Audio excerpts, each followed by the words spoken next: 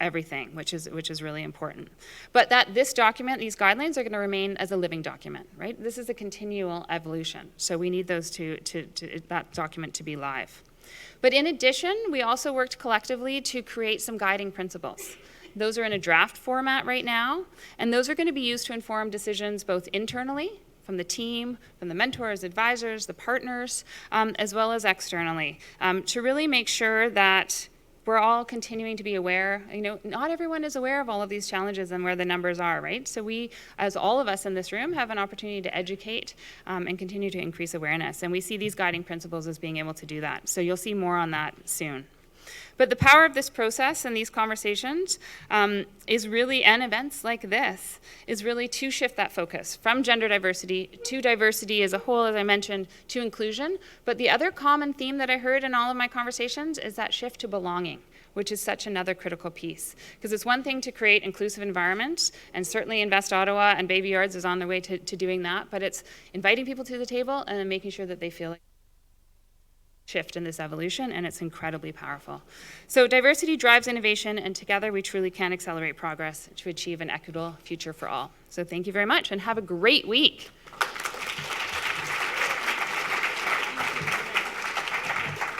Thank you, Jill.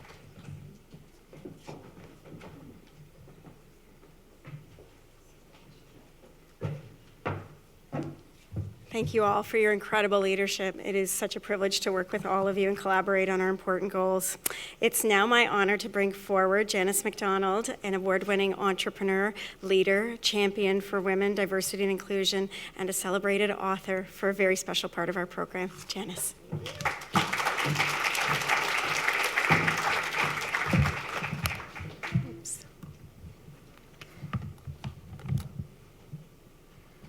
Gotta do my face ID.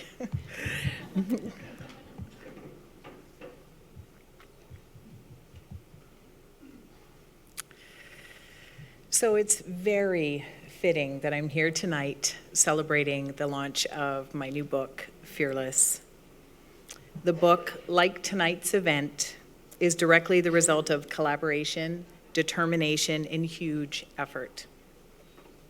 Thank you, Michael Tremblay, Sonia Shorey, and of course the whole team here at Invest Ottawa for making tonight possible.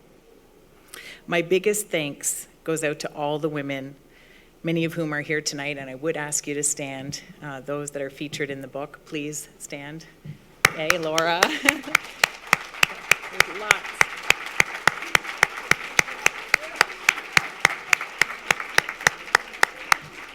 You agreed to share your candid and inspiring stories, and I'm so grateful.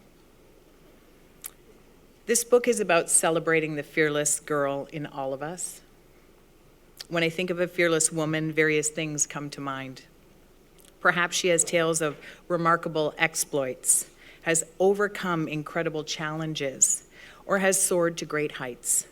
Her courage may be shown in other ways too, small and quiet feats of Wonder Woman, as opposed to Herculean, strength, displayed simply by putting one foot in front of the other. This book has long been a dream of mine, and I brought it into the world as a way to shine a spotlight on the experiences of diverse women. Fearless is a collaborative effort created to share authentic women's stories on how we've evolved from our earliest days.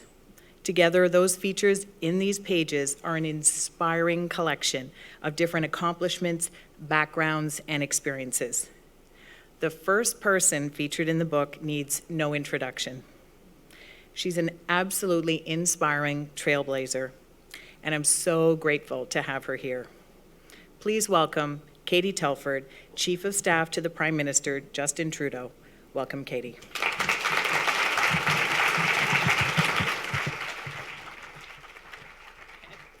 If I can get the microphone. There we go. All right. Thank you. Oops. Get my tech ready. So, Katie. Hi. You're fearless. You're phenomenal. Thank you. And you're here. I am. And you have so much that you're doing. you're leading our country in support with our Prime Minister.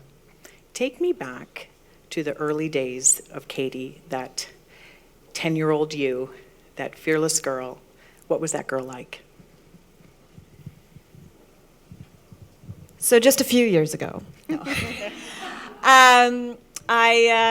I was actually telling a member of my team, and a few of the members of my team came out tonight, which thank you to them for that. I have a great team, and we were talking about some of this, and I said, you know, when I was 11, as you featured me in the book, I would not have come dressed like this, nor would I have been wearing a ponytail. I would have been in a turtleneck if I was speaking publicly, because I did do public speaking contests as a young woman, but I would, or as a girl even, but I would get extraordinarily nervous, and the way I would show it, which I may or may not be showing it now, I've just decided to get used to it when it's happening, is my neck would go totally red. So my way of dealing with it was to always wear a turtleneck. That doesn't work at all times of year. So my other way of dealing was to always have your hair down and around. And as some of you remarked when I first walked in the room, so I can tell who the social media types are who follow political types, there was a bit of a thing yesterday on social media where a particular a man on Twitter decided to say that I was too old to wear a ponytail. So of course me and my team decided I had to wear a ponytail tonight regardless of my neck. Yes, we love that. But I think I was someone who knew that I wanted to have my voice heard, but was much more methodical and planned, and would get nervous about the nerves, as opposed to now trying to embrace the nerves as much as possible and think, you know, maybe you've got those butterflies for a reason because you're doing a really good thing and it's okay. And I like to think of it as it means it's something important to me. Yeah. Exactly. So I love the idea that we need to find ways to bring more women into the political sphere and in civic discourse. What's it going to take? And are there any myths you want to demystify about public service? So especially on a night like tonight when we have so many amazing women leaders here, that we can attract more women. So I think it's going to take a lot more hard work. It's going to take all of us, and as was just being said by one of the few, and thank you to the few men in the room who are allies and partners of ours in advancing women in all kinds of different places, it is going to take that partnership, and it's going to take a relentlessness about just continuing to push forward. And when I walked in the room, I am thrilled that I've already had a few people hand me their cards and say, you know, I'm thinking about a career pivot, or I'd like to get involved somehow. How do I get involved? And we try as much as possible to follow up on those. And what I would just say is keep being relentless about that. Nominate your friends. Think of your family members and your partners, whether they be business or personal life. And don't think that public service is something for those people over there while you're in the private sector over here. Because one of the ways that we're going to bridge these divides, and we're going to actually hopefully help with a lot of those numbers, and I'm hoping those numbers are actually going to help the public service as well, is for people to kind of to cross between the two. And that was what I really enjoy about your book, because I have had a chance to flip through it already, is just how many different sectors you have represented in there. And how many people, like Chris Whitecross, who I just see flashing across the screen, the amount I have learned from the group of women who are known as the AWWR, the Awesome Women with Rank, that I have gotten to know, you can really learn from women in all different parts. And I think, you know, breaking out of silos is one of the things. Public service too often has become siloed, and that is something that the only way we will break it down is by not seeing it as something real, but as invisible barriers that we just have to walk right through.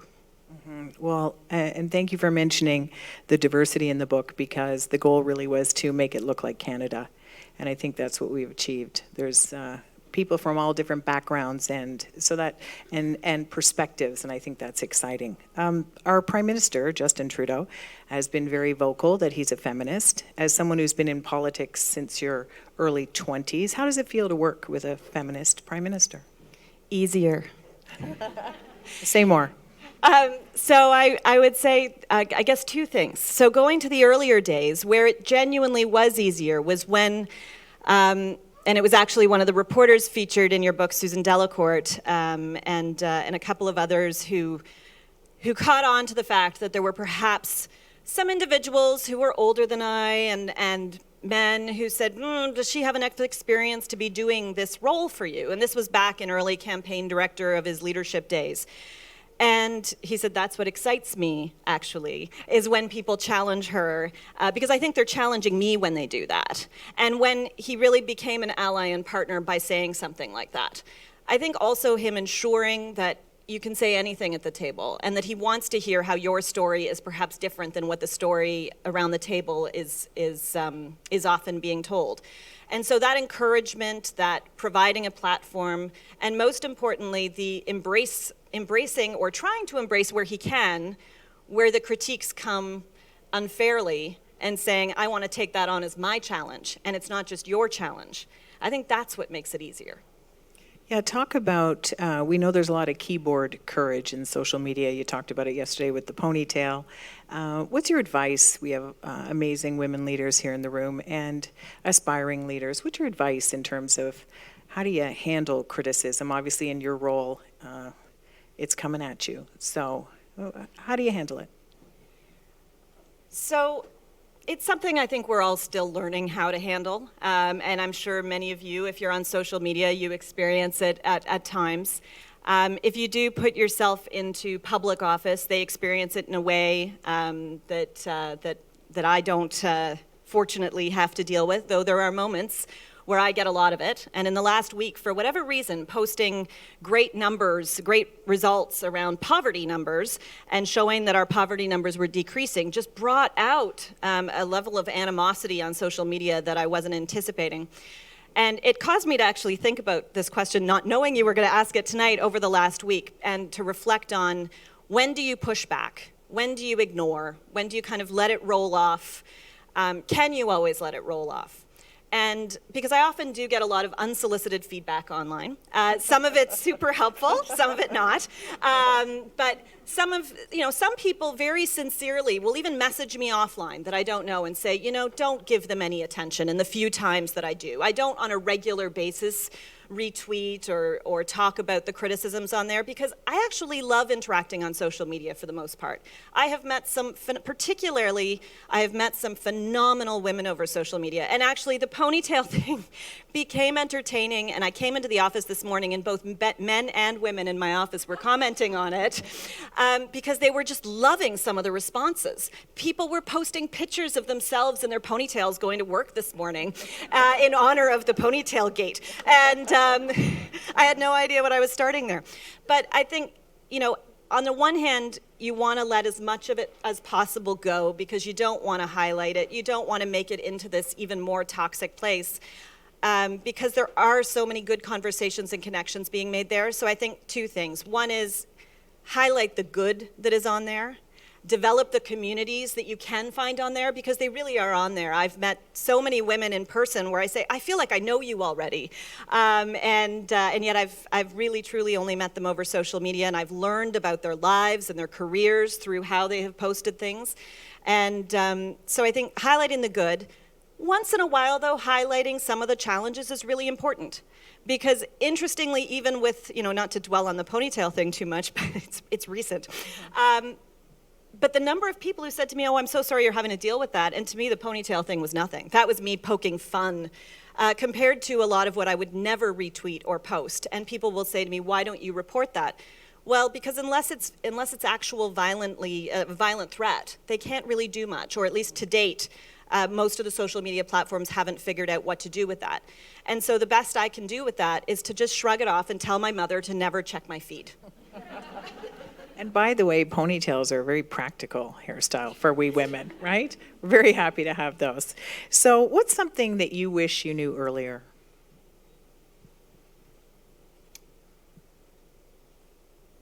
I think something that I have learned over the years, and I think it's something we all continue to learn as we go through experiences, but is how to get comfortable in the uncomfortable. And it's not just, public speaking for those of us who might get butterflies. It's also in the big moments. When you fail at something, whether it be a campaign or whether, in my case, I've had a few of those that didn't work out, or whether it's a specific event or policy that you really thought was going to achieve something and then didn't achieve what you thought it was going to do. Getting comfortable with not only the fact that that happens, but realizing actually, and it's so much easier said than when you look back on something, but realizing also that those are the moments you probably learn the most from. Because you're forced to kind of take stock in a way that you often don't do. I have to force myself when something goes really well. When we, won a majority in 2015, or when a policy is successful, you have to kind of force yourself and your team to sit back and say what worked, whereas it's natural for a team to say what went wrong. And so you oftentimes do learn so much more from those hard moments and those uncomfortable moments, and realizing that those moments, they may add up, and sometimes there's many in a row, but that they are going to take you somewhere because you are learning so much from those experiences that failure is not only okay, but something that is just going to happen. And it's the only real path to success is to face some hurdles. And I don't think that is something, and I know in entrepreneur life, that is something that is learned quickly, oftentimes, and is something that is taught, but it is not something that I feel like I learned through, the education system when I was in it, or through family and friends. It was something that I learned through experience. Well, and you, speaking of education, you were at Ottawa, an amazing debater. So I'm not going to take you on here now, that's for sure. President of Debating Club too. But you're talking about failure, but what about, you're in this incredible role, very demanding, but you're also a mother. And that's incredible pressure to try and balance it all. How are you managing that? How do you keep that, and also, how's family life in politics? So I think there's a lot of different things. There's no one answer, I think, to how do you manage family life in a pressure cooker job that we all have in different ways at different points in our life. And that's where I love the expression that I learned from many different women over time, and there's many different versions of this, from work-life fluidity to work-life mix, and I've heard all kinds of different versions of that, as opposed to ever trying to say work-life balance, because I think there's no perfect balance. There are times where work is going to be a much bigger part of your life, and there are times where your family is going to be a much bigger, during a maternity leave, though that was when Justin Trudeau asked me to get involved in running his leadership campaign, and I said, I'm on maternity leave, but I like that you just asked me, and then went on to do it. But in some ways, because I started in maternity leave, this has been a part of George, my son, who's 8 now. It has been a part of his life since he was very, very young. And something I was determined to do from the very beginning, and continue to do, and I've actually been doing a lot recently because of the strike days, is to bring him along to work. And he learns a lot at work. So while he's not maybe getting the math and the reading that I was hoping he'd be getting at school, he has been coming in and learning all kinds of things about briefings on all kinds of issues that you've seen in the news recently. So I feel like that's just a different form of education for the moment. But and I saw him clearing the plates. Yeah, well, he's got chores when he comes in. Yeah, he's a junior staffer in the office when he's there, and given specific assignments, including if you want to be in this meeting, you cannot say a word.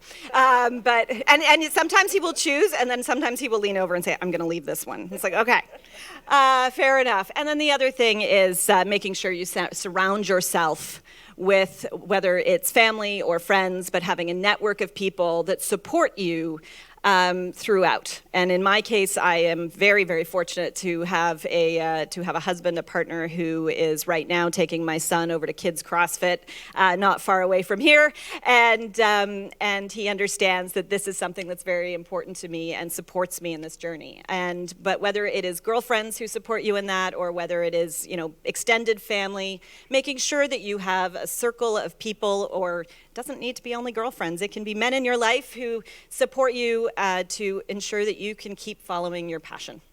So the title of the book is Fearless. The book opens with you. You're the first first of 80 women that we feature. Take us back to a time you were fearless. What's your most recent or one that comes to mind, a fearless time for Katie? So I'm going to give you two quick ones. One is in the last year, almost year. You may all know that there was a bit of a political firestorm going on for my government about a year ago, and it went on for many months. And that put me in a situation where I actually felt, to a degree, fearful from being able to go out and speak in public for a while. And it's a careful line I was walking always as a political staffer who's seen as somebody who's supposed to be in the back rooms, traditionally speaking.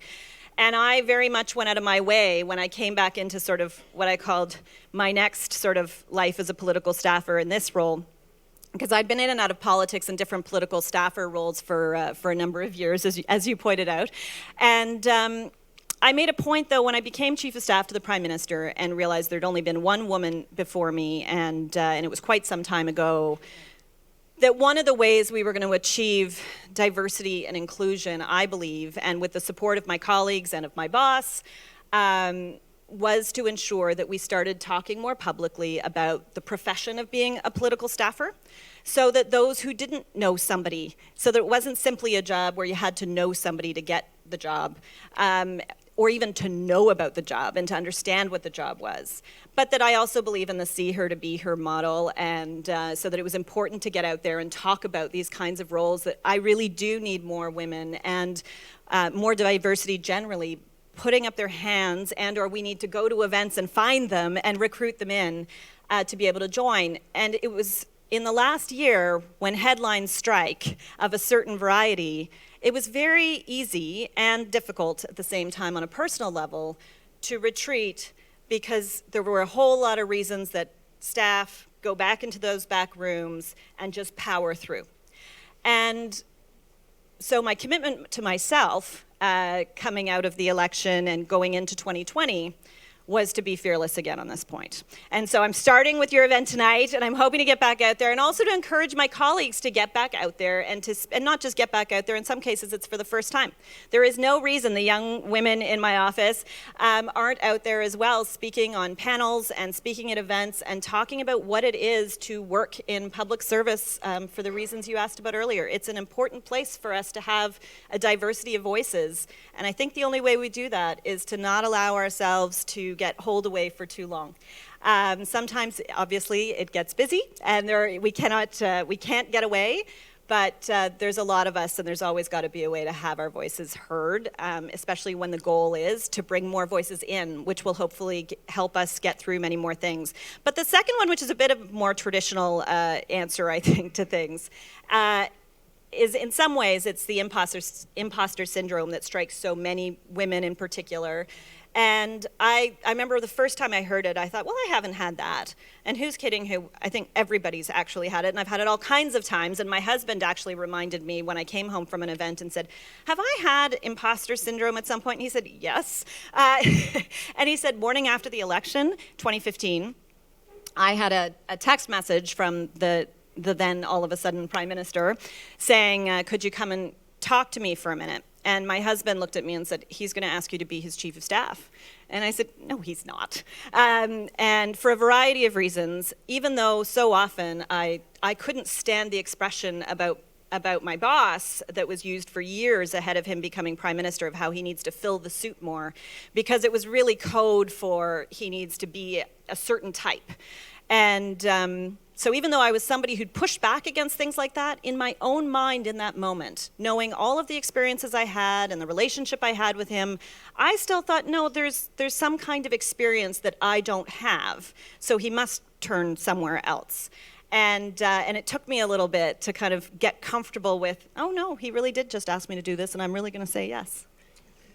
Well, I think it's something many women can relate to, so thank you for sharing that. I'm going to invite our other three guests up, and while they're coming up, Helen, Aaron, and Solange, I'd like to hear your I'd like to ask you your final question, and this comes from my Fearless Women podcast. Katie, what is your dream for Canada? So an easy, small question. I think my dream for Canada, and I think this has been the case for a little while now, but it's particularly been formed over the last 4 years and going to events like this, and an increasing number of events like this, which is something to be really, really hopeful and inspired about, is that we keep going the way we're going. And I don't mean that in a partisan or political sense. I mean that in terms of, the words that you had on the screen, and I love belonging, and I was thinking about that as I saw it on the screen, diversity and inclusion and belonging, and that I need to work that into how I'm thinking and how we're looking at things. We've talked a lot about retention, and I much prefer the word belonging. I think not allowing ourselves in a time in the world where it would be very easy for us to take a step back or a step sideways to ensure that we continue to, as one of the earlier speakers said, put one foot in front of the other, especially on issues like this that are so important to our success overall, whether it's dealing with the virus, whether it's dealing with any number of other issues that have come up in 2020. It's been a long year already. It's just March. And it's just March. But I think we will be better for having greater diversity, inclusion, and belonging in all of our organization, in all of our levels of government, throughout the private sector and the public sector. And so to just keep going would be my dream for Canada. Thank you for sharing your beautiful dream.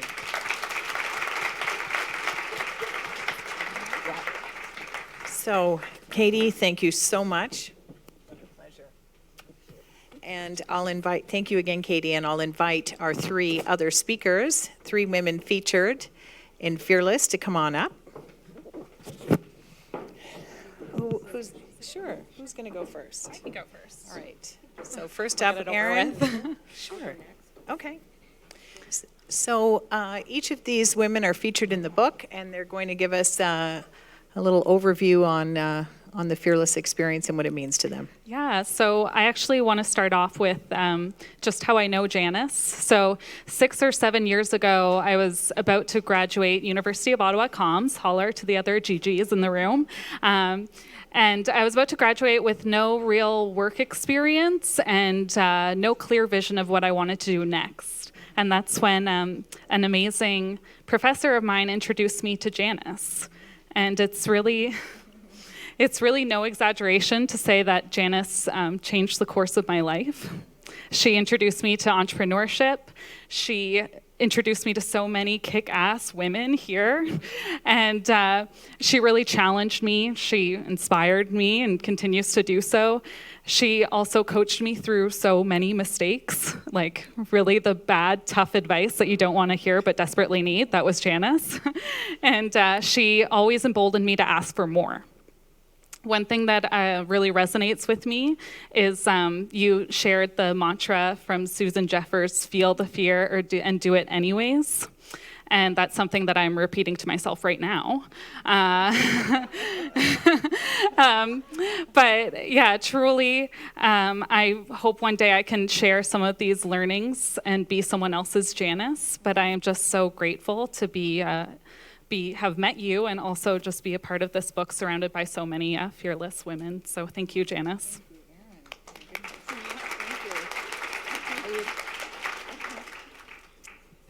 Okay, I'll go next. So I remember the question was, what did I take away from being part of this book? And I have to say, it was extraordinary. First of all, to be asked to participate, and for that I thank you, Janice.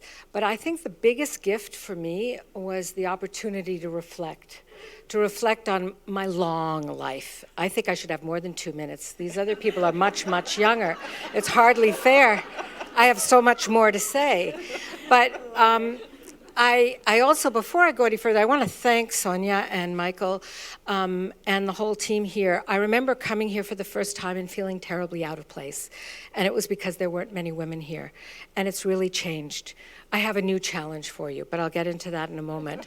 But so I realized that when I did this reflection, I realized how important family was, family and friends. I consider friends to be the family that I actually chose. And I see that the pictures, because I haven't seen this in a few months, well, perhaps 8 or 9, I don't even remember what I wrote. But I have pictures of myself with my brother. I have pictures of myself with my grandchildren. I realize how important family is. But I also, before I say anything else, I want to challenge everybody here. We've talked so much about diversity. In my older years, I have confronted ageism head on. And that's one of the reasons why I became an entrepreneur in my late 60s. It's because everybody is going to get old if they're lucky. And many of us, so it's a bias against your future self. And in businesses and companies and organizations, when we discriminate against older adults, we're discriminating against our future. And there's a demographic shift right now. We need to take advantage of the experience and expertise of older people. And we also have to think of older entrepreneurs, such as myself. I'd love to feel like I belonged here that much more. So thank you.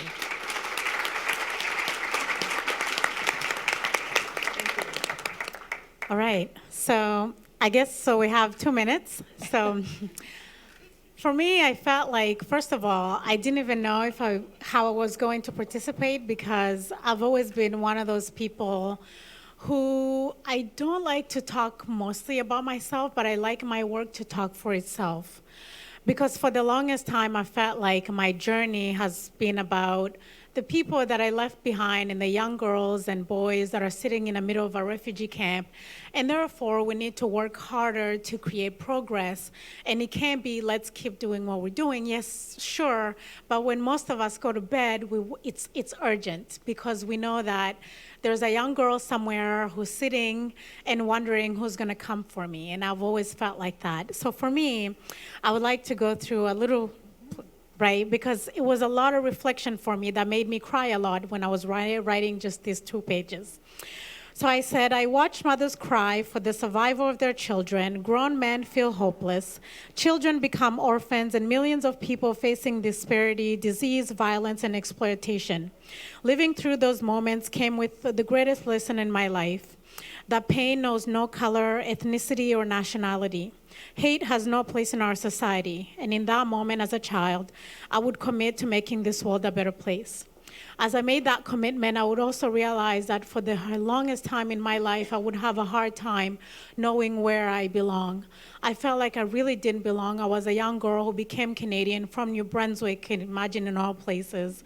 And for most of the time, I grew up and I realized this big dream of creating Elevate International, which was to really tackle what leadership looked like.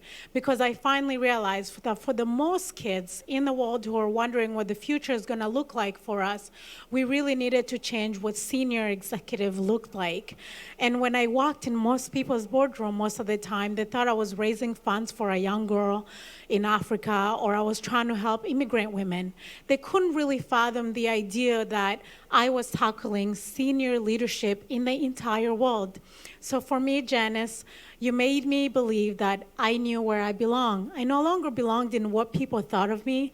I belonged in my purpose. And for as long as I sit in this purpose that I've been given, no one will ever be able to see this vision and dream of making this world better for women and girls.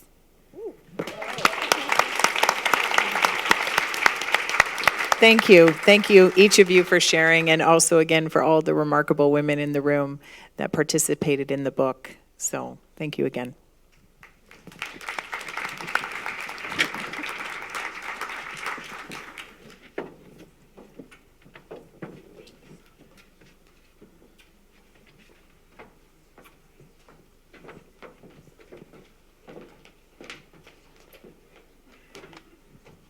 Thank you so much to Janice for your contribution to our Female Founder and Women-Owned Business Subcommittee, to our community.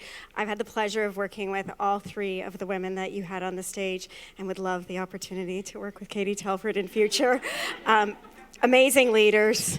Helen, an award-winning entrepreneur, Solange, launching an organization that I believe in so strongly. I'm so privileged to sit on the board of Elevate International, and we are proud to support you as a community. And Erin, you are a rock star that is crafting the programs. You are already a Janice, a leader in your own right, so please don't ever forget that. You're amazing. And it is now my pleasure to invite forward to the stage Sheena Brady, who is the founder and CEO of Tease Tea, the Founders Fund. She was just on our stage sharing her entrepreneurial journey with Talisa Daughtry with the U.S. Embassy just a few days ago. Please join me in welcoming her to introduce our keynote panel.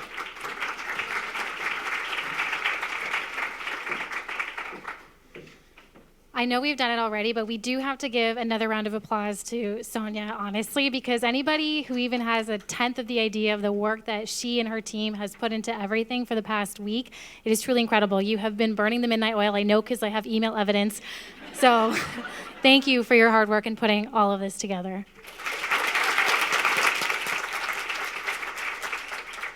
So as Sonia shared, my name is Sheena Brady, and I'm the founder and CEO of Tease Tea and the Founders Fund. But before I get into that, I just want to share a little bit about my upbringing. So my upbringing was a little bit complicated, to say the least. I grew up in a single-parent household with my half-sister. We moved around a lot, and we didn't have a lot of money.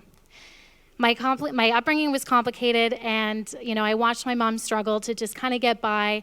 And at one point, I actually watched her open a home salon, only to struggle with bankruptcy a few short years later.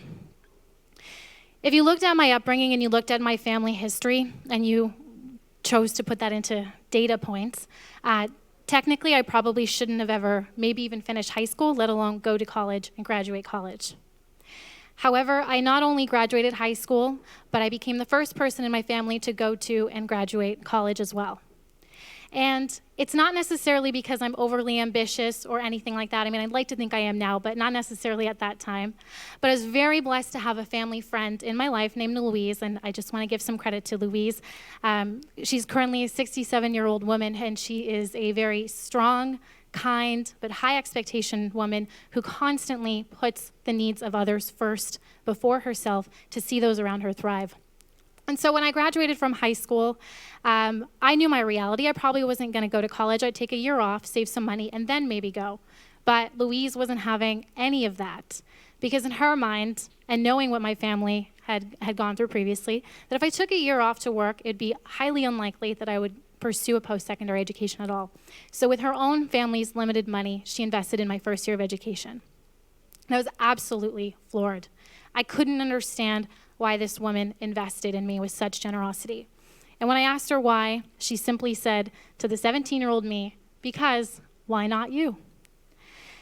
And I carried that attitude and that audacity with me throughout my career and as a young adult. And when I graduated in hospitality management, I then went on to work in some worldly cities in hospitality leadership at a very young age, followed by working at Shopify for now over 5 years in tech. So from hospitality leadership to tech, two traditionally very male-dominated spaces. And through the process of working at Shopify, through my passion, tea, and through purpose, I built a side hustle, which is called Tease Tea. And today, Tease Tea, I'm proud to share, is a 7-figure company that serves customers in over 30 countries.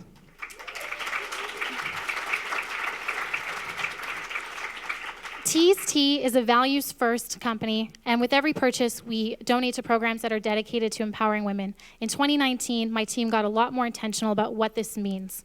And so we created the first ever Founders Fund, which was built out of my personal passion to help support the next generation of budding entrepreneurs.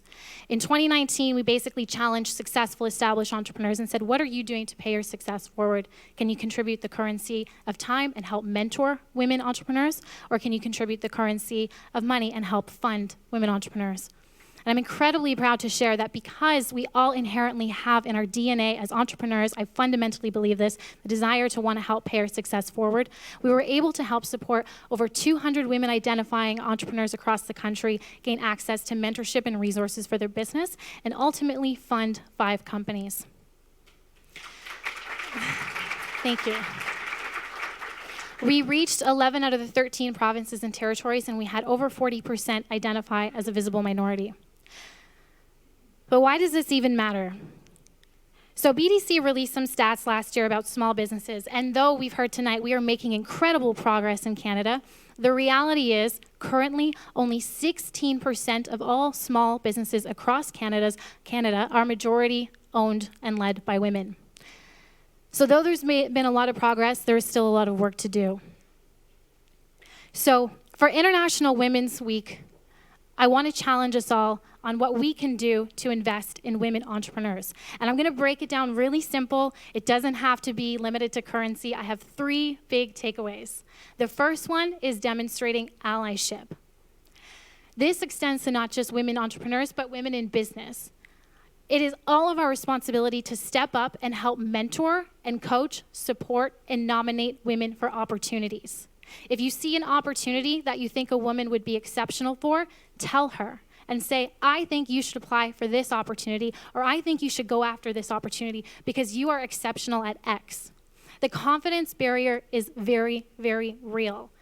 And you may already know this, but there's data that shows that if a job post is opened, a man who only has 60% of the credentials will still apply and just go for it. And that's awesome. So we should all do. But women feel like they have to have 100% of all the requirements before they even apply. And I think that the irony is that even though women are less likely to apply for jobs in the same rate that men do, they're actually statistically more likely to get hired. So my second challenge for everyone, check your unconscious bias. We all do it, and it's okay. We all make mistakes. Just last week, I was invited to what I felt was a prestigious event. It was the United Nations Women's Luncheon Panel here in Ottawa. And at the end of the event, in a sea of corporate suits, I probably stood out a little bit. I wore some loud colors, and I might have been a little bit younger than some people in the room. And I introduced myself to one of the guests, and she immediately responded with, "Oh, are you an event organizer?" I think she was slightly embarrassed when I introduced myself and said, "No, I own 2 businesses, and I work in leadership at Shopify." And as I felt her slight embarrassment, I felt bad because, I know it was nothing but positive intent, and it was completely harmless. And this is just a small example of the gender bias that continues to exist today. And of course, we saw that data point today about VC funding for women. It's gone up from 2.1% to about 2.8%. We still have a lot of work to do. We tend to naturally associate ourselves with people who look like us and people who think like us. And that is at the core a huge challenge with conscious bias. So I ask you to check that. And then finally, my third tip is to share your story. So if you've had a positive impact in your life on a woman entrepreneur or a woman in business, tell your family, tell your friends, tell your network. Why? So that they might be inspired to step up and do the same. If you are a woman who has started a business, whether it was a huge success or a failure or a combination of both along the way, tell the world. It is only that if we share our stories that we can continue to learn from each other and continue to improve. If you want to learn a little bit more about the work that our team is doing at the Founders Fund to help support and elevate and create more entrepreneurs across Canada, particularly women identifying entrepreneurs, we are here tonight and we welcome to have some conversations with you. But on the note of incredible women leaders and entrepreneurs, it is my absolute pleasure to introduce our panel tonight. We have JC DeHoop, co-founder at The Gist, Forbes 30 Under 30, and Techstars 2019 from Toronto. Neha, partner, 500 Startups, also in Toronto. Stephanie McGinty, Chief of Staff, Real Ventures, Toronto. Sandra Ng, angel investor from the Capital Angel Network here in Ottawa. Nita Tandon, founder and CEO of Dalcini Stainless, a top 25 Canadian venture owners in 2019 for CEO and 2016 Mompreneur Startup Award in Ottawa. And finally, Heather Ward, CEO and co-founder of Tandem Technical. Thank you.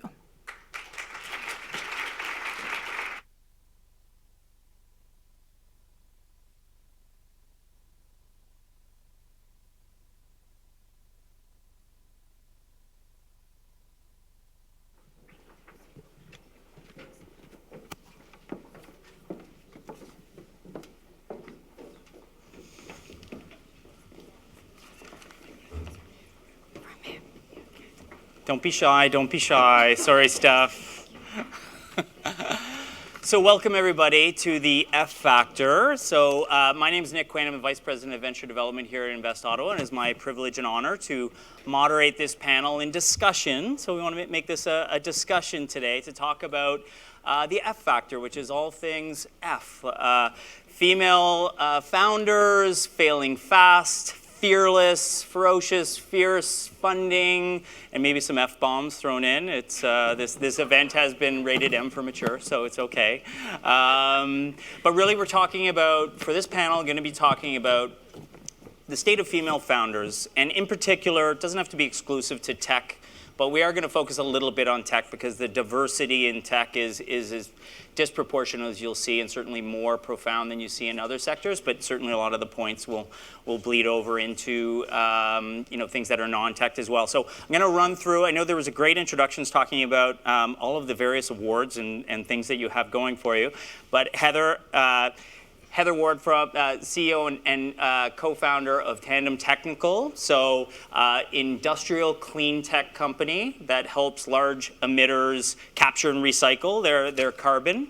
And then we have JC DeHoop from The Gist, which is a online community that empowers and connects females through sport, right?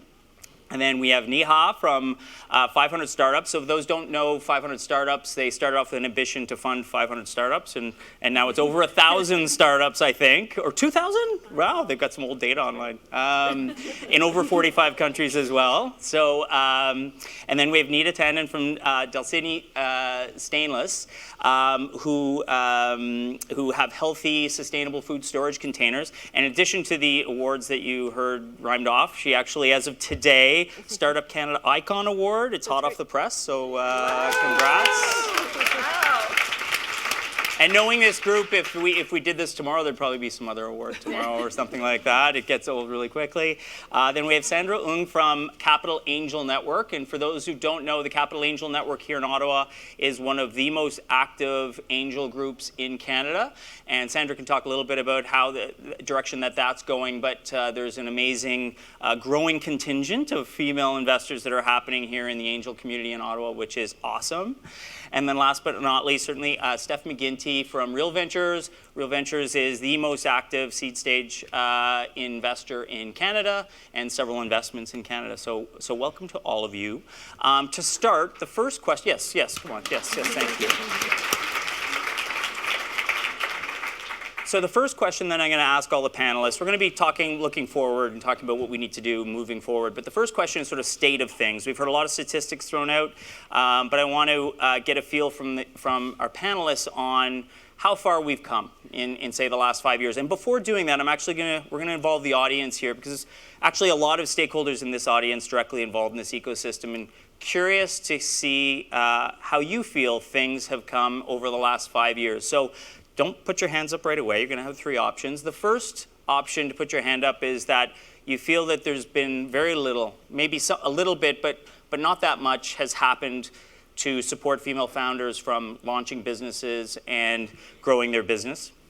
The second option will be there has been some change, some noticeable change, but in general would be considered small in terms of the change that's taken place to help female founders. And last would be you feel a fundamental change, a shift in how things have changed for female founders. So first one, who feels very little to none? Nice, okay, got a couple. Oh, there we go, another one, nice bomb. Who feels second, a little bit, noticeable? Am I allowed to say that? And then who feels a lot, a fundamental change, fundamental shift? All right, cool. Okay, so more fundamental than none, which is good, but for the most part, zeroing in on the lower amount, maybe changed by all those statistics that got thrown out that were a little bit depressing. So to start, I'm going to start with talking to the founders. We've got a great mix here of 3 founders, 3 funders, some from Ottawa, some from Toronto, great mix. So Nita, I'm going to start with you because you actually, it's been around 5 years, or a little less than 5 years since you founded the company. When you think back to where you were 5 years ago and starting it, what's your perspective on that question? Well, it was extremely difficult, I'll say that. So I started by coming to Invest Ottawa. So I'm from Ottawa. I thought this is the place that you go to start the journey. And so I would take the sessions on accounting and how to start your company and all of that. But when I would start having those conversations about how do I, financing, for example, I think there was, you could meet with an expert and speak to them for half an hour, and the expert said to me, your community has made a lot of money. Have you thought of going to them? And I looked and I thought, well, isn't Ottawa my community? And I was shocked that no matter what I did, I constantly looked like an outsider to them. And that was really disheartening. The other was they would give me advice and said, don't go to your bank because they don't fund companies like yours. It's not scalable. And I thought, how do you know it's not scalable? You've never really dug deep enough to find out if it is. There was this perception that only companies that were tech were scalable. Innovation only happened with tech, and innovation couldn't happen anywhere else. So I took what I could, and I carried on. Having said that, I did meet a couple people at Invest Ottawa that went outside the norm and took a step forward for me and made sure that I got in to see certain people. And we need more of that and less of the barriers. And do you think it's different? Do you think, how different is it now, do you think? Or do you think you're treated differently now because you've got some street cred with all of these awards under, like? I think there's a little bit of street cred, to be honest. But I also, when you showed the stats earlier on and you said, 50% were coming to the groups and all of that, I was part of that 50%. I think I would like to see how many stayed. And so that retention factor and how many belonged. And so when I didn't feel like I belonged, the other was, this idea, so ageism was another one. So when you start your business and you're 40 plus, I'm now above 50, and that's, you're old for an entrepreneur. We're going to focus on the young. So I'm glad that you mentioned that, because it did feel like this isn't the place for me. And so I just kept navigating to different places where I felt I belonged. So Heather, what about you? You're about 4 years from then to now. What's your experience been?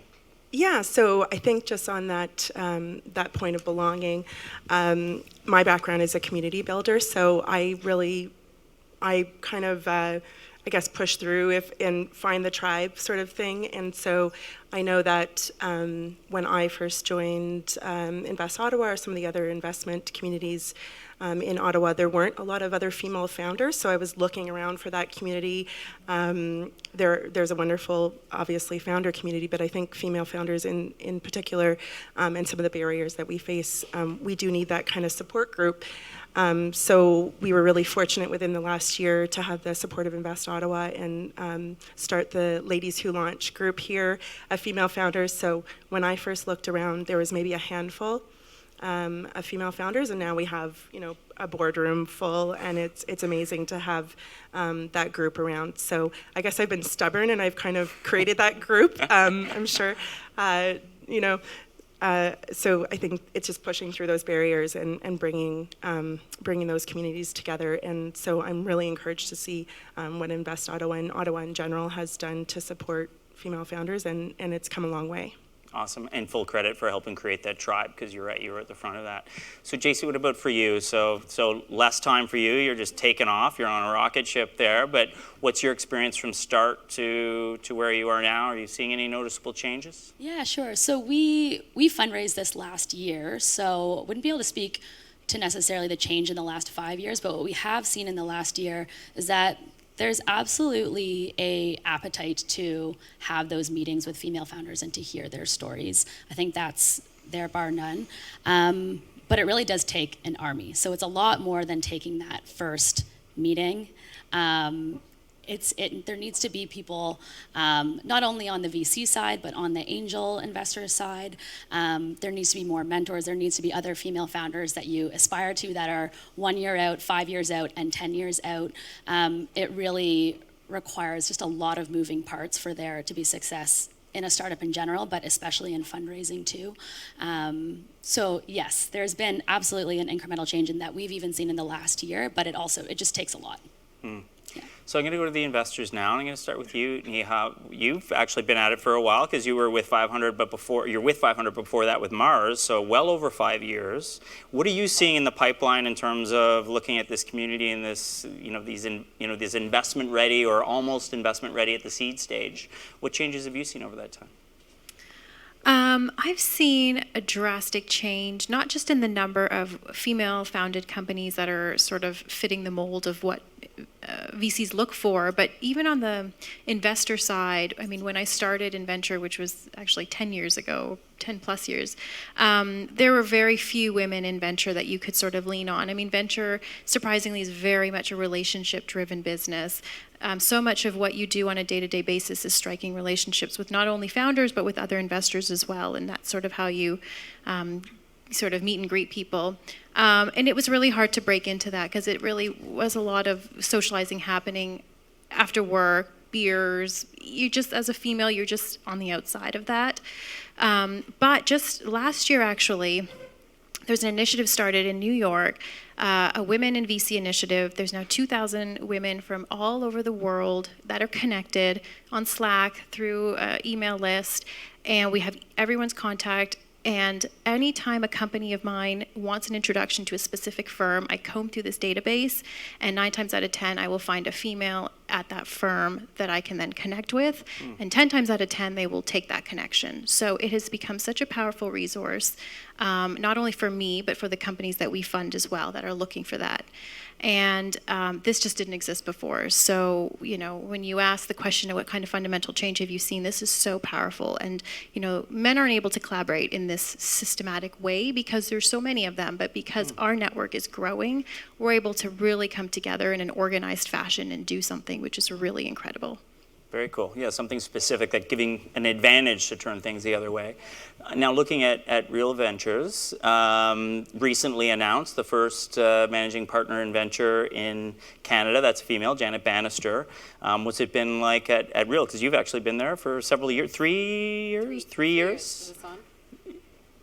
Is this on? Oh, yeah, there you go. Hi, everybody. Thank you so much for having me. So yes, Real, we just named the first managing partner to lead one of the biggest VC firms in Canada, Janet Bannister, which is exceptional. I guess I can speak, yes, it's been very positive over the last couple of years. I can speak to Real specifically. It starts with us. It starts with the investors. So we have made a concerted effort to recruit folks who not only are gender, obviously men and women, but who have different backgrounds, who are extroverts versus introverts, who have different educational experiences. So it's not just about that, but it's really building a diverse team. And we found that having a more diverse team, we are then more likely to invest in more women founders. And the statistics show that now firms that have at least one female partner are twice as likely to invest in a company that has a woman founder. So we've really focused on ourselves because we know that is extremely important, and the numbers are speaking for themselves now. So that's a really positive update for us. Awesome. And Sandra, you're looking around at all this stuff happening, all these people talking about the last 5 years. You're kind of like the new kid on the block in the investment computing part of this like new vanguard of angels with the Capital Angel Network.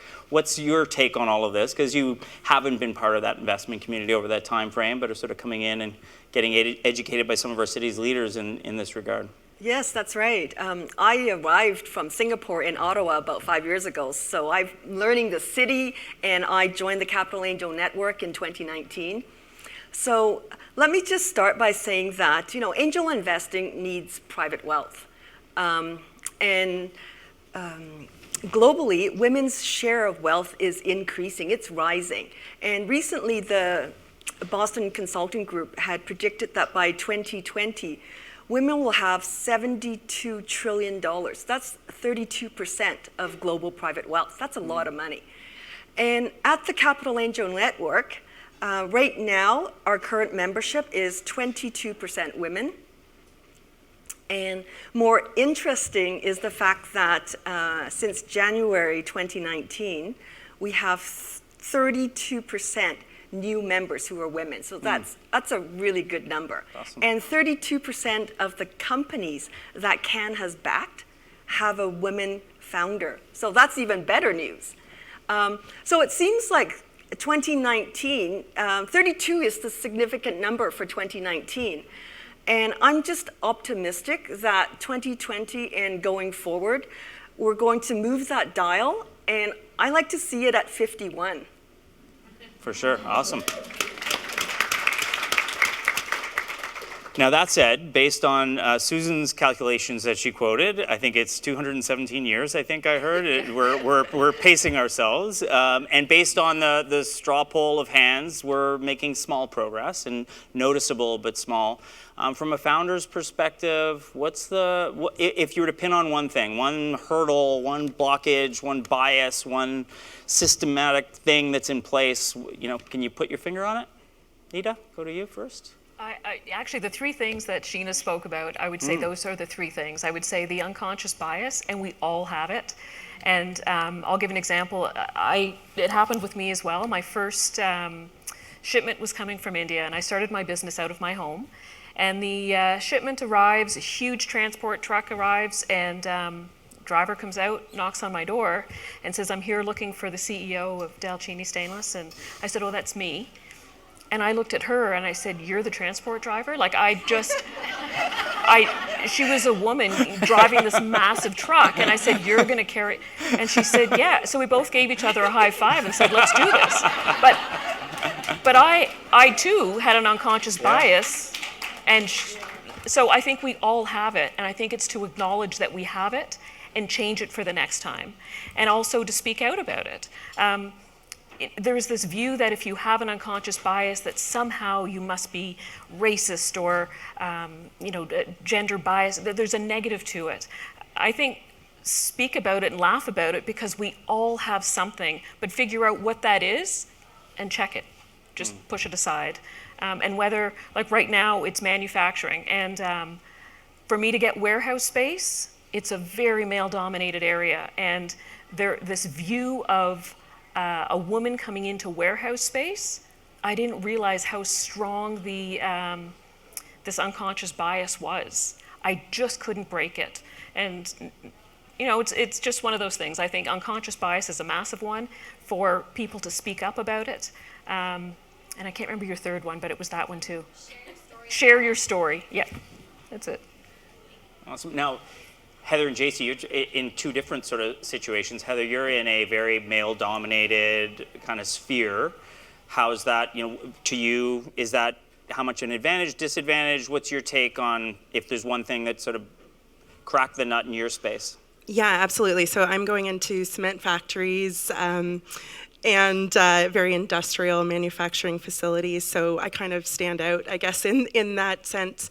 I like to think of it as a superpower. So the fact that we can stand out and we have a female founder and female CEO in this space of carbon tech, which I'm really virtually the only female CEO in it. So I try to use that to my advantage. And in some of our customers' cases, so for example, Lafarge, the North American CEO, is actually a woman. So those, we're also seeing those kind of companies changing within as well, having diversity and inclusion.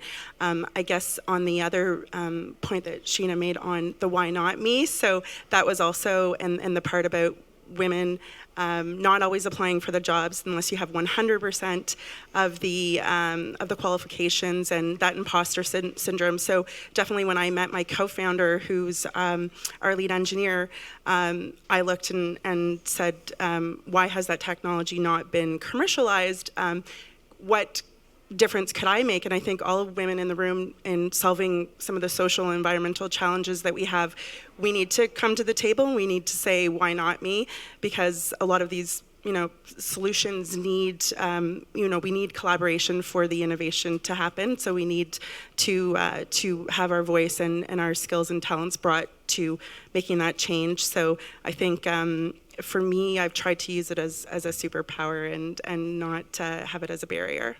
Awesome. And JC, for you, you're actually building it. It's a little different. You're building a community of women supporting each other. What's your take on that? Or are you specifically more focused on going after sort of female supported initiatives, or how do you tackle that with such a focused approach? Yeah, so we create sports content, experiences, community that are all by women, for women, recognizing that for many women, sports is, this topic and this area and this community that it's really easy to feel on the outside or excluded from. And so when you are talking to mostly male potential investors about that pain point, it's not something that just honestly resonates with them. The response that we often get is that I'll talk to my wife or my EA or what have you. And those investors that have been our most engaged and have really understood, oftentimes that are male, oftentimes have a partner in their life that loves the gist. So that's been an interesting observation, but I think that it does come from diversity on the fundraising side, and whether that's the VCs, whether that's the angel investors, we're always looking for more women on our cap table who just the pain point will resonate with. Because those investors also really become your mentors, your advisors. They open up their own networks for you.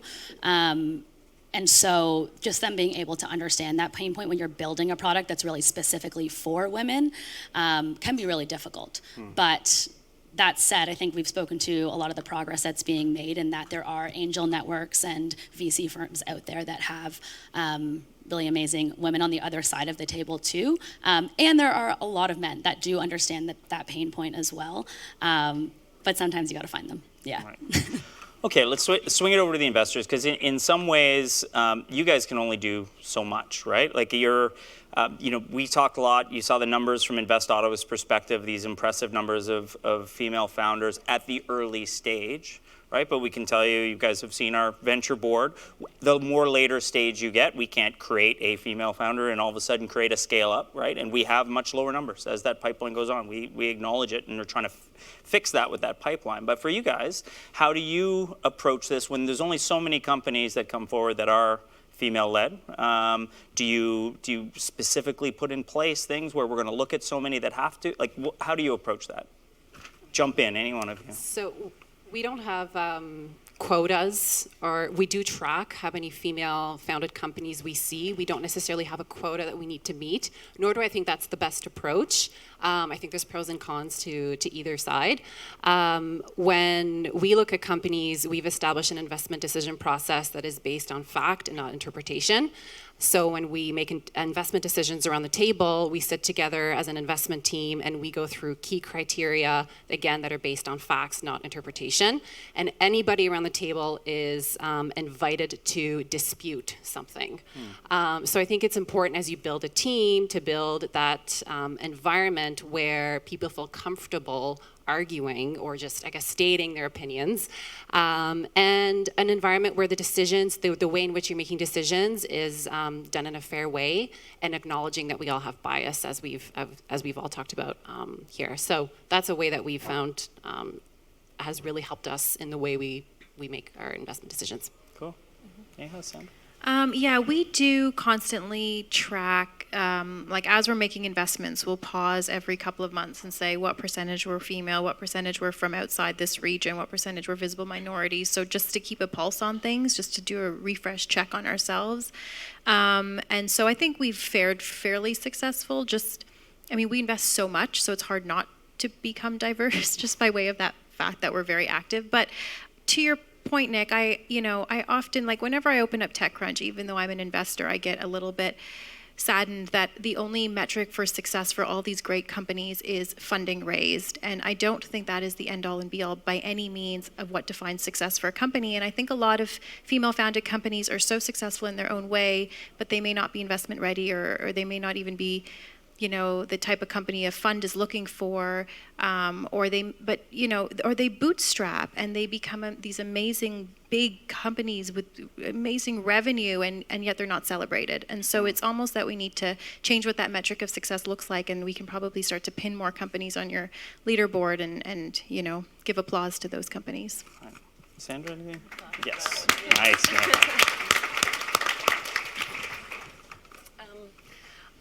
I think the last bastion of kind of structural power is money. Okay.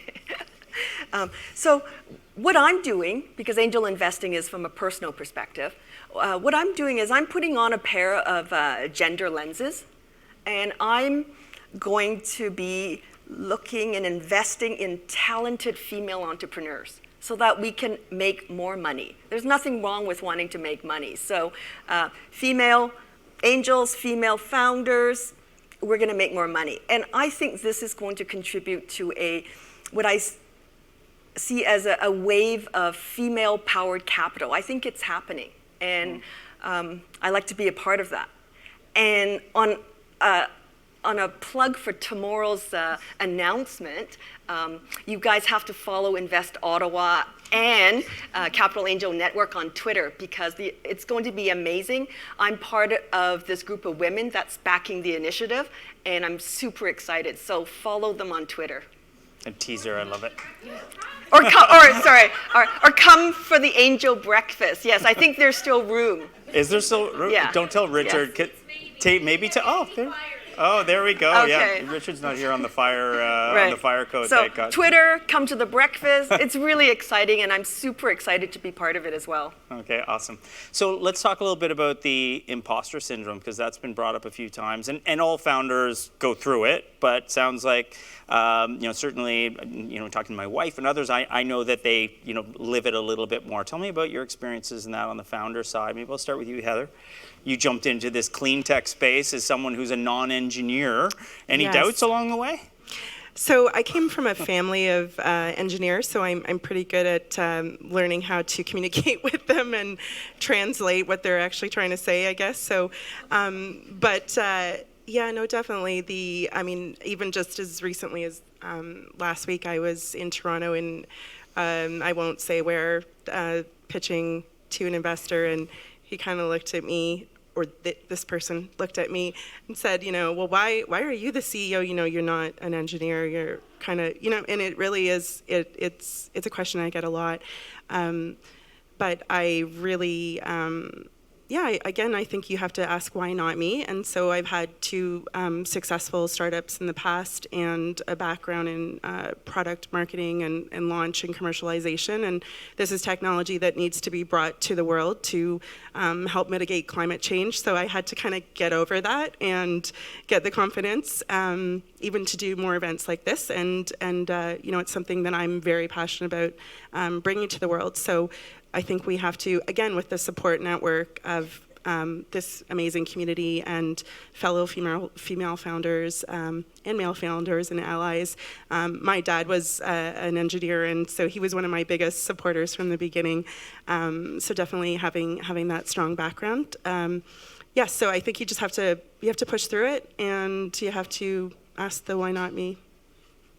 JC, how about you? Yeah, imposter syndrome is very real, especially, sports especially is definitely an industry that lacks in diversity. A big thing, I think Katie mentioned it earlier in the first keynote, but our team has really tried to just lean into being comfortable with being uncomfortable and recognizing that in those moments when you're like, I'm not qualified enough for this. They're looking at me like, why is this young woman even here in our office, kind of thing. Those moments of doubt are really when you grow, and when you push yourself into those positions and situations is when you really, just grow out of it. So that's kind of the mentality that our team has tried to take with whenever we have those moments. And it really honestly benefits for those of you who are startup founders, having a team that you can really lean on and you can just turn to in those kinds of moments when you're doubting yourself is so important. So that's been a big thing for us too. Nita, how about for you? Imposter syndrome, I would say, is absolutely real. For me, it was, my background's in health sciences. So for me, it was the science, the data, the scientific was easier for me to explain, but to get up on a stage and explain the entrepreneurial, the business side of things was a challenge. And what I found really difficult was when I started getting calls, so I launched the company 5 years ago, but I started selling in November of 2015. in January of 2016, so we're really talking 2 to 3 months, I started getting phone calls from Discovery Network in Los Angeles. I started getting calls from the Oscar Awards, the MTV Awards. I just felt like if they knew that I'm working out of my basement, this would never fly. And I just got nervous. In your pajamas, it's it was tough hard, to do. yeah. But I said, if they're calling me, and if I'm getting these different awards, and for me, I didn't start to believe in myself until the awards happened. And it did make a difference. And then I finally started to say, maybe I am doing something right. And when I would get in front of people and they would ask me about why is it you that is going to be successful in this company? What is it about the science? That was my comfort zone. That's when I could excel again, because I don't know if everyone knows, but BPA was banned in baby bottles. It was not banned in anything else. And so, in fact, the average person thinks that we're a lot safer today because BPA was banned in baby bottles. In fact, it's quite the opposite. We are consuming more today than we ever have. And I thought for someone to be able to explain that would be me, because it's being buried everywhere else. And also as a mother, I know that the dangers are to kids more. So I thought, okay, there's me as the mother now. I can actually explain this to another mother in a non-scientific manner. The other is that, is there anyone that's East Indian in this group here? So, well, I guess, okay, 2, 3. Speak of lack of diversity, we got to work on that one too. But I will say, if you are South Asian, you have used stainless steel. It's kind of part of our DNA. It's something we've used. And I thought I combine all of those things, so I am the expert in this. And I think over time, I started to believe in myself more than just being a mom working in her pajamas at home. And that's when it started to change. Right. But, yeah. Okay, so for the funders, that part of, I think, maybe what's compounded it over time too is this fake it till you make it thing in tech, right? Like that people are like just, where clearly we've heard by the evidence, men are more comfortable pretending they've got it all figured out than females. But how much do you see that? Because actually I see that as a problem from our perspective. We're constantly educating founders to stop, be confident but be authentic, right? Like you're not going to get away with this during due diligence or whatever it is. What do you see in this? Like in the industry over time, like maybe start with you, Neha. Have you seen a change in fake it till you make it? Is it still there and prevalent, and is that holding back females too? Yeah, sadly it is. God, the guys are so good at it. They get me every time, I swear. I went through, to your point earlier, I went through unconscious bias training once, which was fascinating. And one of the things it taught us was when you have a female sitting in front of you, recognize that she is going to be approaching things in a different way. Instead of trying to get her to talk like the men or act like the men, bring yourself more to recognize the way she is going to approach her business. It might be that she's going to be way more realistic about her numbers. She's going to, if she might stumble a little, if she's uncomfortable with something, but that by no means should, is any indication of how good of a founder she's going to be. So that really helped put a different lens on it for myself personally. But yeah, the guys are just really good at it. Steph, your thoughts on that? So yeah, I 100% agree. I think it's meeting someone else where they are.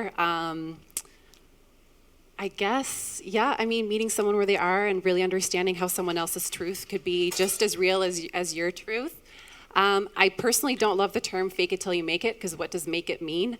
So I think it's more about having a clear vision for what your business or whatever it is that you want to accomplish looks like, and having tangible steps on how you're going to achieve that. So when we look at founders, we go, okay, great, you're here. Where do you want to be 10 years from now? And how are you going to get there? What are your milestones? So it's not so much about faking it and making it. It's about having a very well articulated plan to get there. Sandra, do you see differences in your engagement so far in how women are presenting versus men?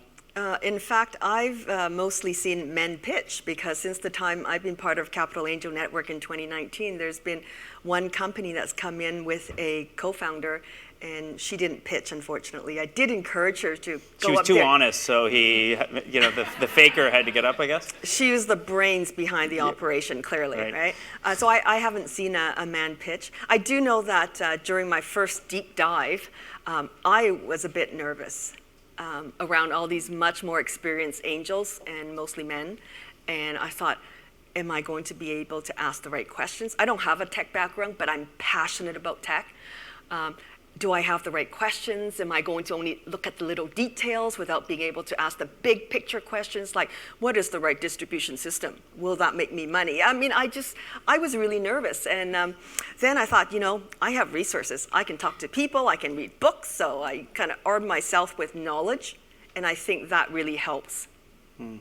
And how much on the funding side do you think, I don't have hard data on this, but we see our pipeline of the female founders that do come in, they're working on businesses that aren't the ones that are traditionally invested in as much, right? So we do not have a lot of female founders in our accelerator or any of our programs building B2B SaaS companies. We have a ton of founders building B2B SaaS companies, and even here looking at what our 3 founders here are building, whereas you look, we run a health tech pre-accelerator trying to save our healthcare system. We've got 11 out of 16 female founders stepping forward, and that's harder to fund. Do we have to, and it's hard to say we when it's not my money, but how do we shift that to change the way, if women are gravitating to an industry that's harder to raise money, how do we fix that without, a complete overhaul? How do we fix that?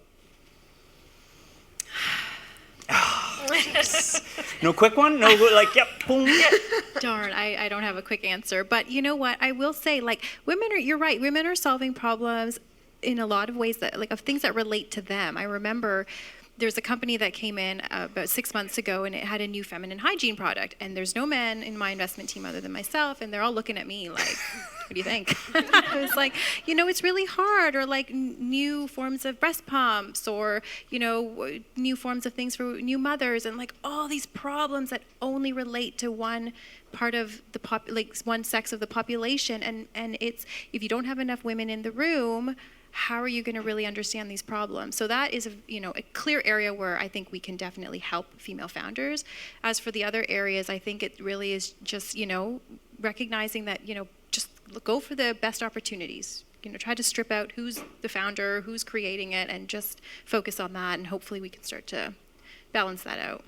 Okay, so founders, you're the ones who've been living through this and chosen different models that are harder to fund in a lot of ways, right? So certainly you talked about that at the beginning, Nita, that is this scalable, but it's a product. There's actual physical product, which makes some, software investors, run away, and others nervous. How have you, do you get more laser focused on who you approach? I do.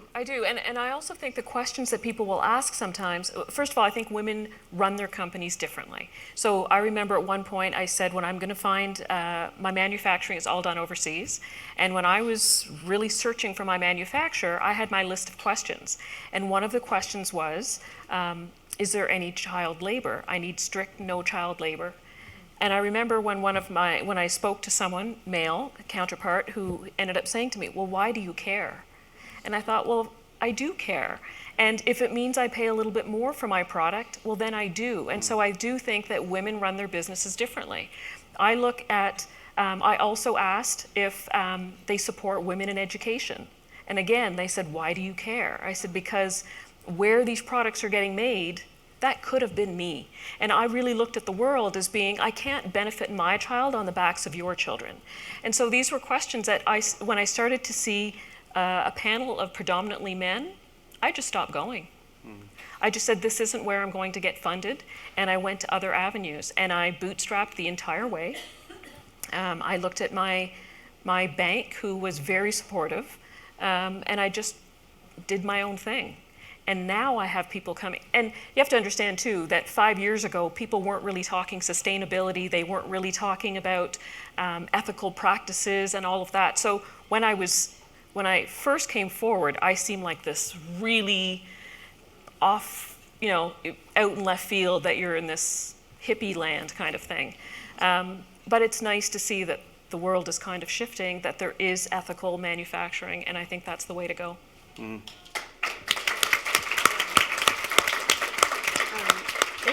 I would just echo that and add to that. For the business models that are changing also, we're seeing things like BDC is becoming a B Corp, and they are to the point of metrics that we're measuring.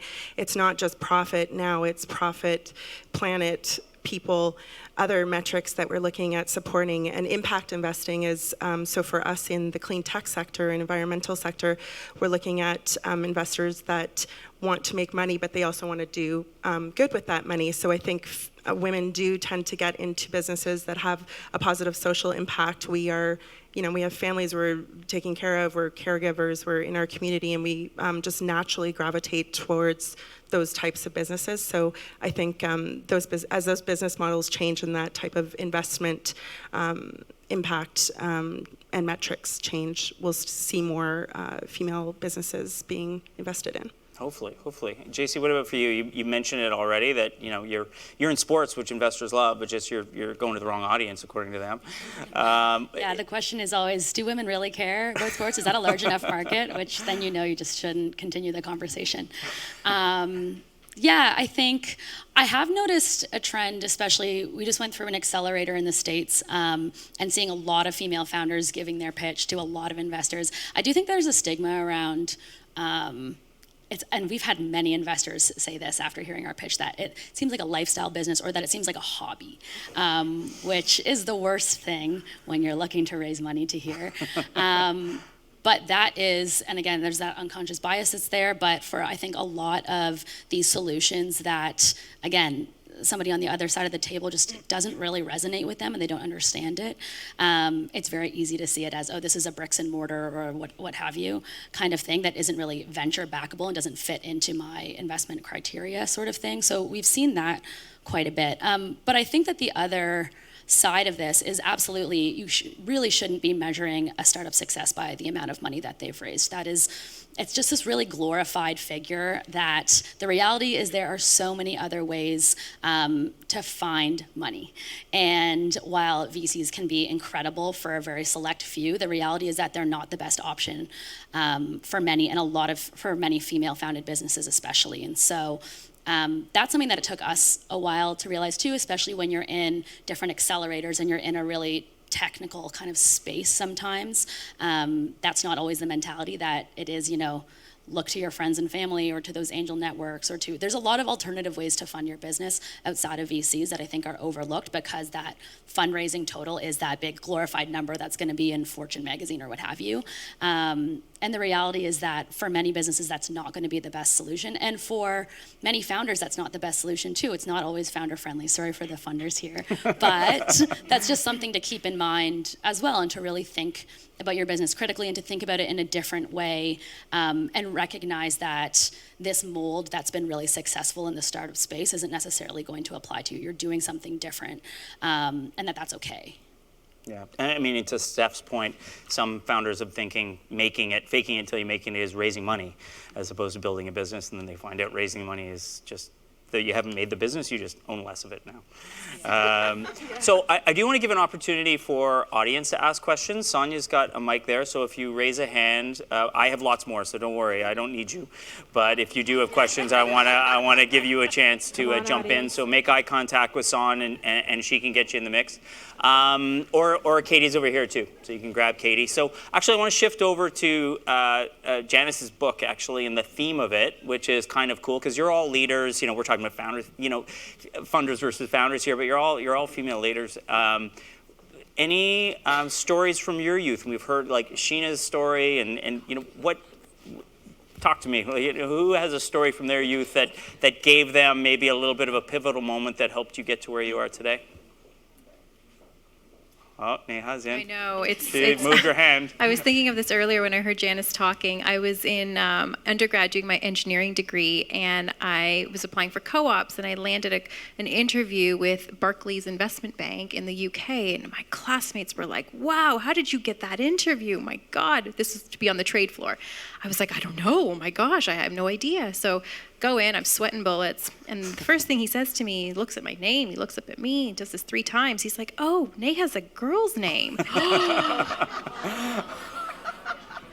So 2 things I learned from that day. 1 was I'm never going into investment banking.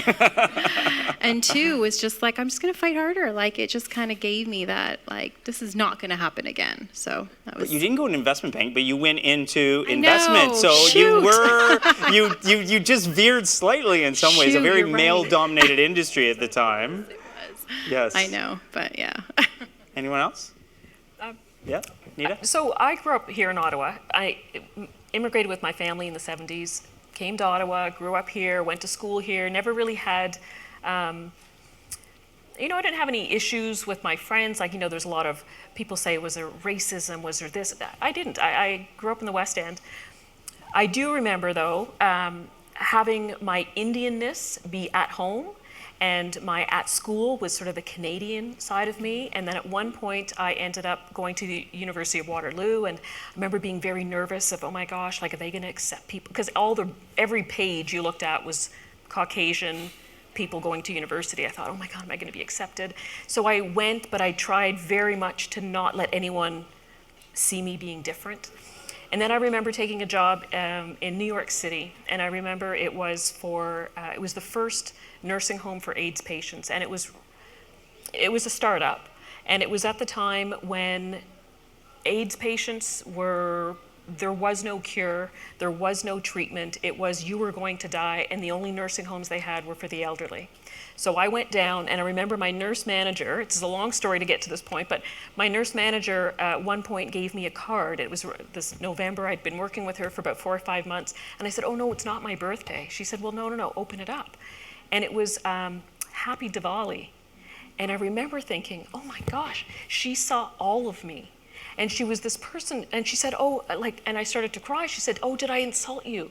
And I said, no, I've just never in my how many years had someone acknowledge that. And and also there was a lot of Haitians that were coming in, and they spoke French. And they said, can you come and speak French to them? And so I just felt like there were so many different aspects of me, and all of them were valuable, and all of them were finding a solution. So I think after that experience, I looked at everything as that every part of me is valuable, and every part of me is okay to show. So I think that was pivotal for me.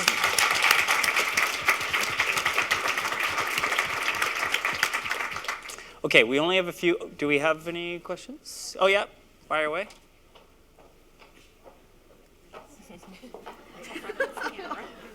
I would say Donahue's coming with the mic, but only like 5 people in the room would know who Phil Donahue would be. Hi, thank you. Thanks so much for all of your wise words and just being so badass up there. Thank you. It's really inspiring. So my question comes from the perspective of, for me, like, not leaving anyone behind is really important. And I myself am LGBTQ, came from a working class immigrant family, and there's just a lot of things that personally I feel like when I show up in spaces like these, I have to kind of blend in and not let anyone notice that, which is totally my own stuff, and also a thing that I think, along with the imposter syndrome, like all of us are struggling with on a certain level. And so I guess my question was something along the lines of, what can we do to expand the definition of what success looks like and who gets to access that? And how can we bring everyone along? And what advice can we give people who are struggling in one way or another, other than powering through and persisting and believing in yourself? Like, what actual supports and resources does it make sense to focus on and around building for success and building your entrepreneurship journey and company? Great question. Who wants to tackle that? It's hard in tech too, because tech, you're built to sort of go for the 10 bagger or the big, like the home run, right? Anyone want to jump on that one? I think finding the spaces that that you that feel comfortable. So here in Ottawa, I know for me, I got my start at Impact Hub Ottawa, which is a great sort of social innovation incubator, and they really, the sense of belonging there, and I think the kind of the safe spaces that are created there were really instrumental in seeing a lot of entrepreneurs find, or whatever idea you had that you wanted to kind of bring to the world, finding your, I hate to keep saying finding your tribe, but like finding those communities that that really make positive steps to be able to include everybody in in solutions and specifically in social entrepreneurship. As I've said a few times, that we need everybody to solve the problems that we're facing today in society. And so I think finding that community and then translating into all of this ecosystem that we have in Ottawa, I think we have a really unique little community here. And I think it's something that we can certainly continue to build on by getting more voices in right from the start to help actually shape those communities. So great question, and I think the same way you've just asked us to reflect on that, I would encourage you to do that everywhere you go. And so when you meet with investors or potential clients or business partners, the same way they'll do diligence on you, you can do your diligence on them to make sure they're aligned with you, and then you force them to reflect and think about the same thing you just asked us. So I would encourage you to do that. The second thing is your definition of success is very different, and it's your definition of success, which will be very different to mine. So it's not about letting that get to you and reading past, the news articles on huge funding rounds and so-and-so is hired to so-and-so, and it's more just sifting through that noise and surround yourself with people who are going to be allies and support you along the way. Awesome. Well said. We are out of time. I want to thank the panelists. Absolutely amazing discussion. Really appreciate your time on this and all of your wise words. You got a lot of applauses along the way, but one more. Thank you.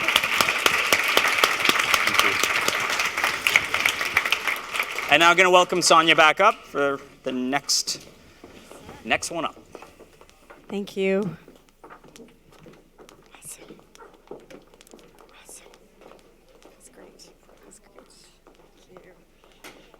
So amazing insight from our founders and funders. We have so many champions and allies that I want to recognize. Nick has totally overhauled our venture development programs and services. Mike is leading our corporation with the values that we live by.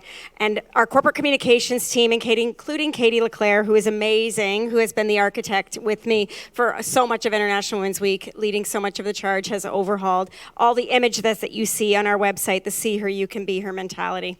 And as we wrap up tonight, we have an incredible keynote coming from Melissa Hanna, who comes to us from Los Angeles. She is the founder and CEO of Mommy, which is revolutionizing maternal and child care with a patient-centric management platform, making it easier for practitioners to make referrals and collaborate on proper individualized and personalized care. Please join me in welcoming her to the stage. She spent the day with us. She is incredible.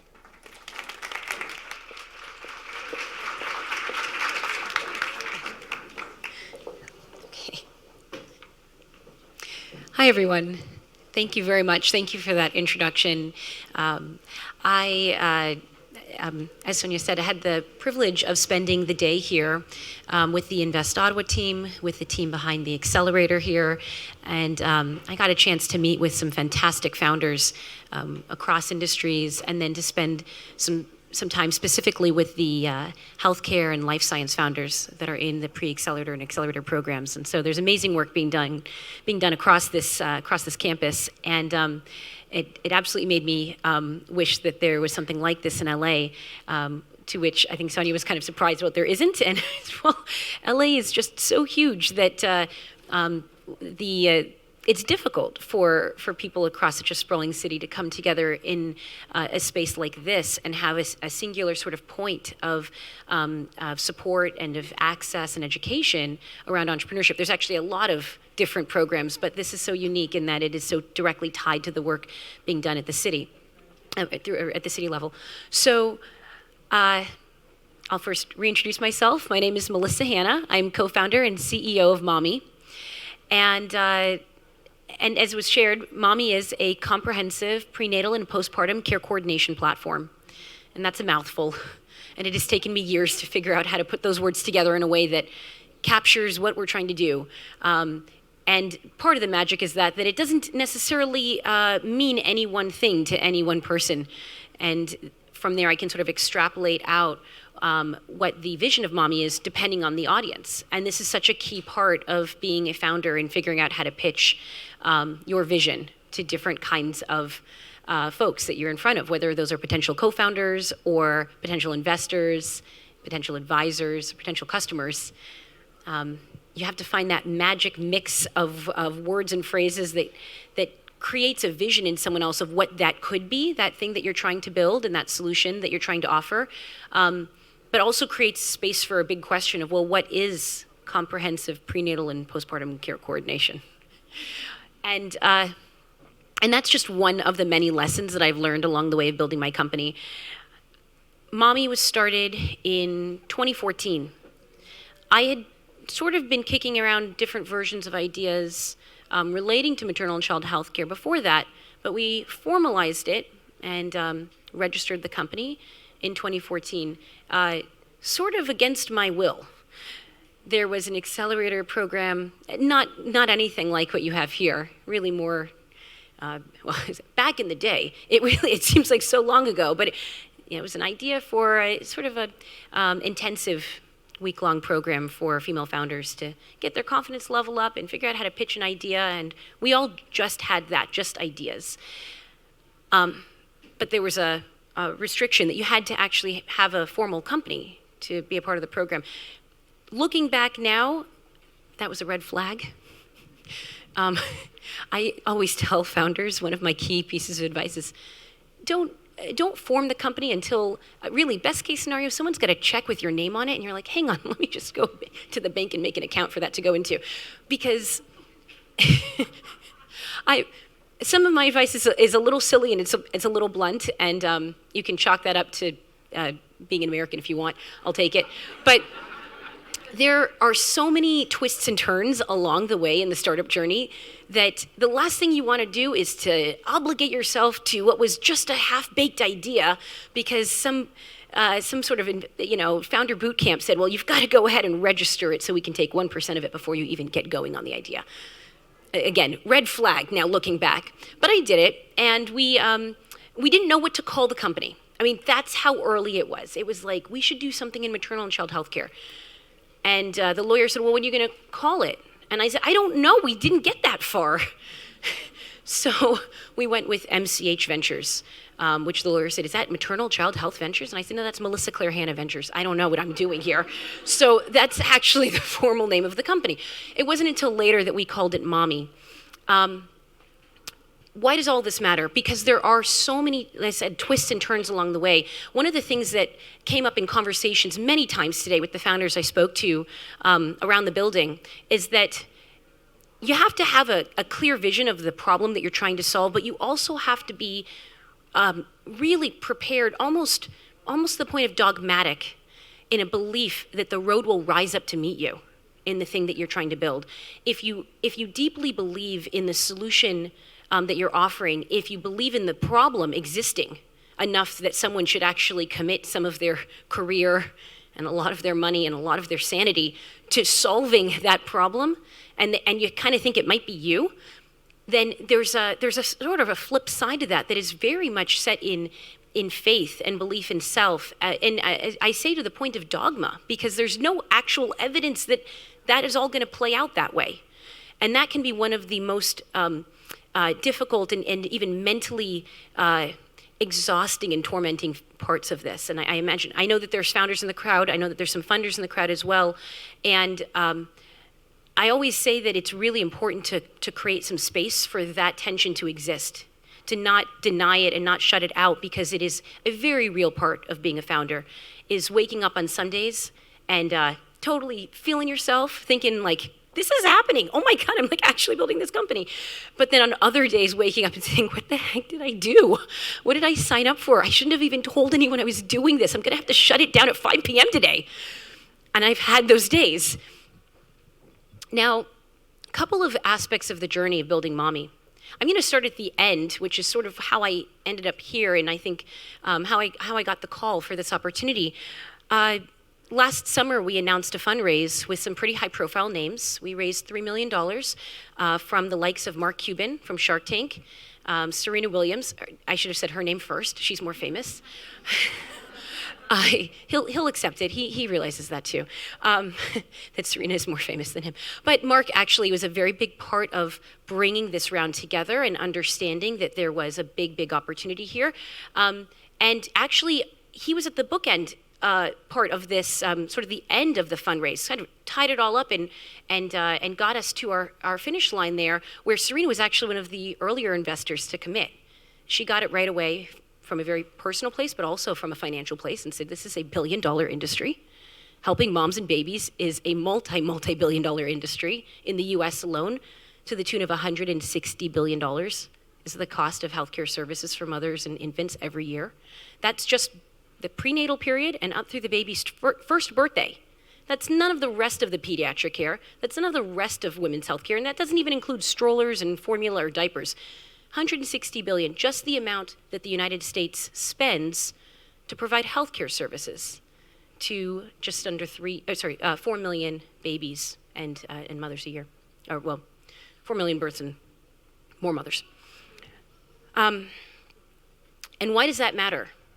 Because I had to create many mantras to get through building this company for the past 5.5 years to get to a point where we'd have celebrity investors behind this and millions of dollars in the bank.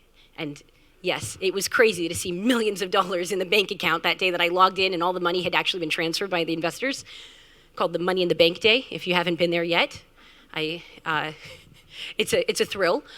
But in order to get there, I had to have a lot of little mantras along the way. And one of them was that number, $160 billion. Because as the founders shared in the panel, you walk into a lot of rooms where people, they laugh, they don't get it, and they ask you in a way that's all too earnest, that makes you start to really question your own sanity. Is that really a viable business? And it sounds so, you're like, you know what, maybe, hang on, I should check my pitch deck again. I don't know, maybe I'm not supposed to be in this room pitching you my idea, because that question can really kind of start to spin your head. And you hear it enough times, as I did, to the tune of about 250 pitch meetings with investors and venture capitalists, that you start to question whether or not you do have a viable business idea. So you've got to have those things you can kind of come back to and say, yeah, that's a whole lot of money to be spending on healthcare for mothers and infants in the United States, and then to still end up with the worst maternal mortality rates of all developed nations. That's a whole lot of money to be spending to be doing such a very bad job. And that's what kept me up at night, and it's also what got me up in the morning to go and face this another day. Now,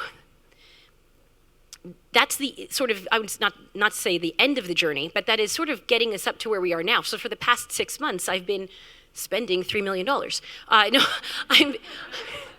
I've been hiring people. I've been working with my co-founders, our CTO and our Chief Nursing Officer, who are my two co-founders, who oversee the tech and clinical sides of the business, and I oversee operations. And it's sort of with our powers combined, we can actually take on this problem. That's what the investors saw, was not just me and my sort of doggedness about this, but actually that we might be the team, that we are the team, that we had that perfect balance of technical, clinical, and operational abilities to take on the US healthcare system. And building out the team has been the biggest part of my job for the past 6 months since that fundraising announcement happened. And it's also led to a ton of opportunities to share the story and to coach and mentor.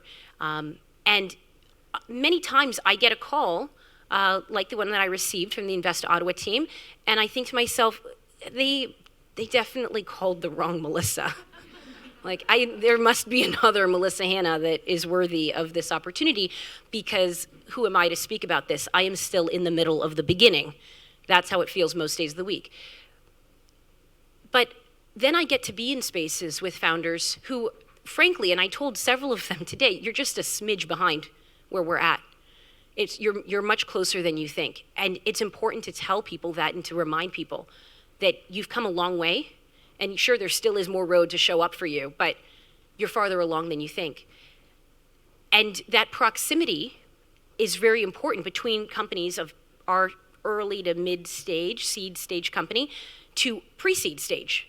because it does actually create the opportunity to provide real feedback. And I realized I have real stuff to share. I actually have been through a lot of things. I've pitched a lot of people, and I've seen a lot of things, and I've screwed up a lot of times.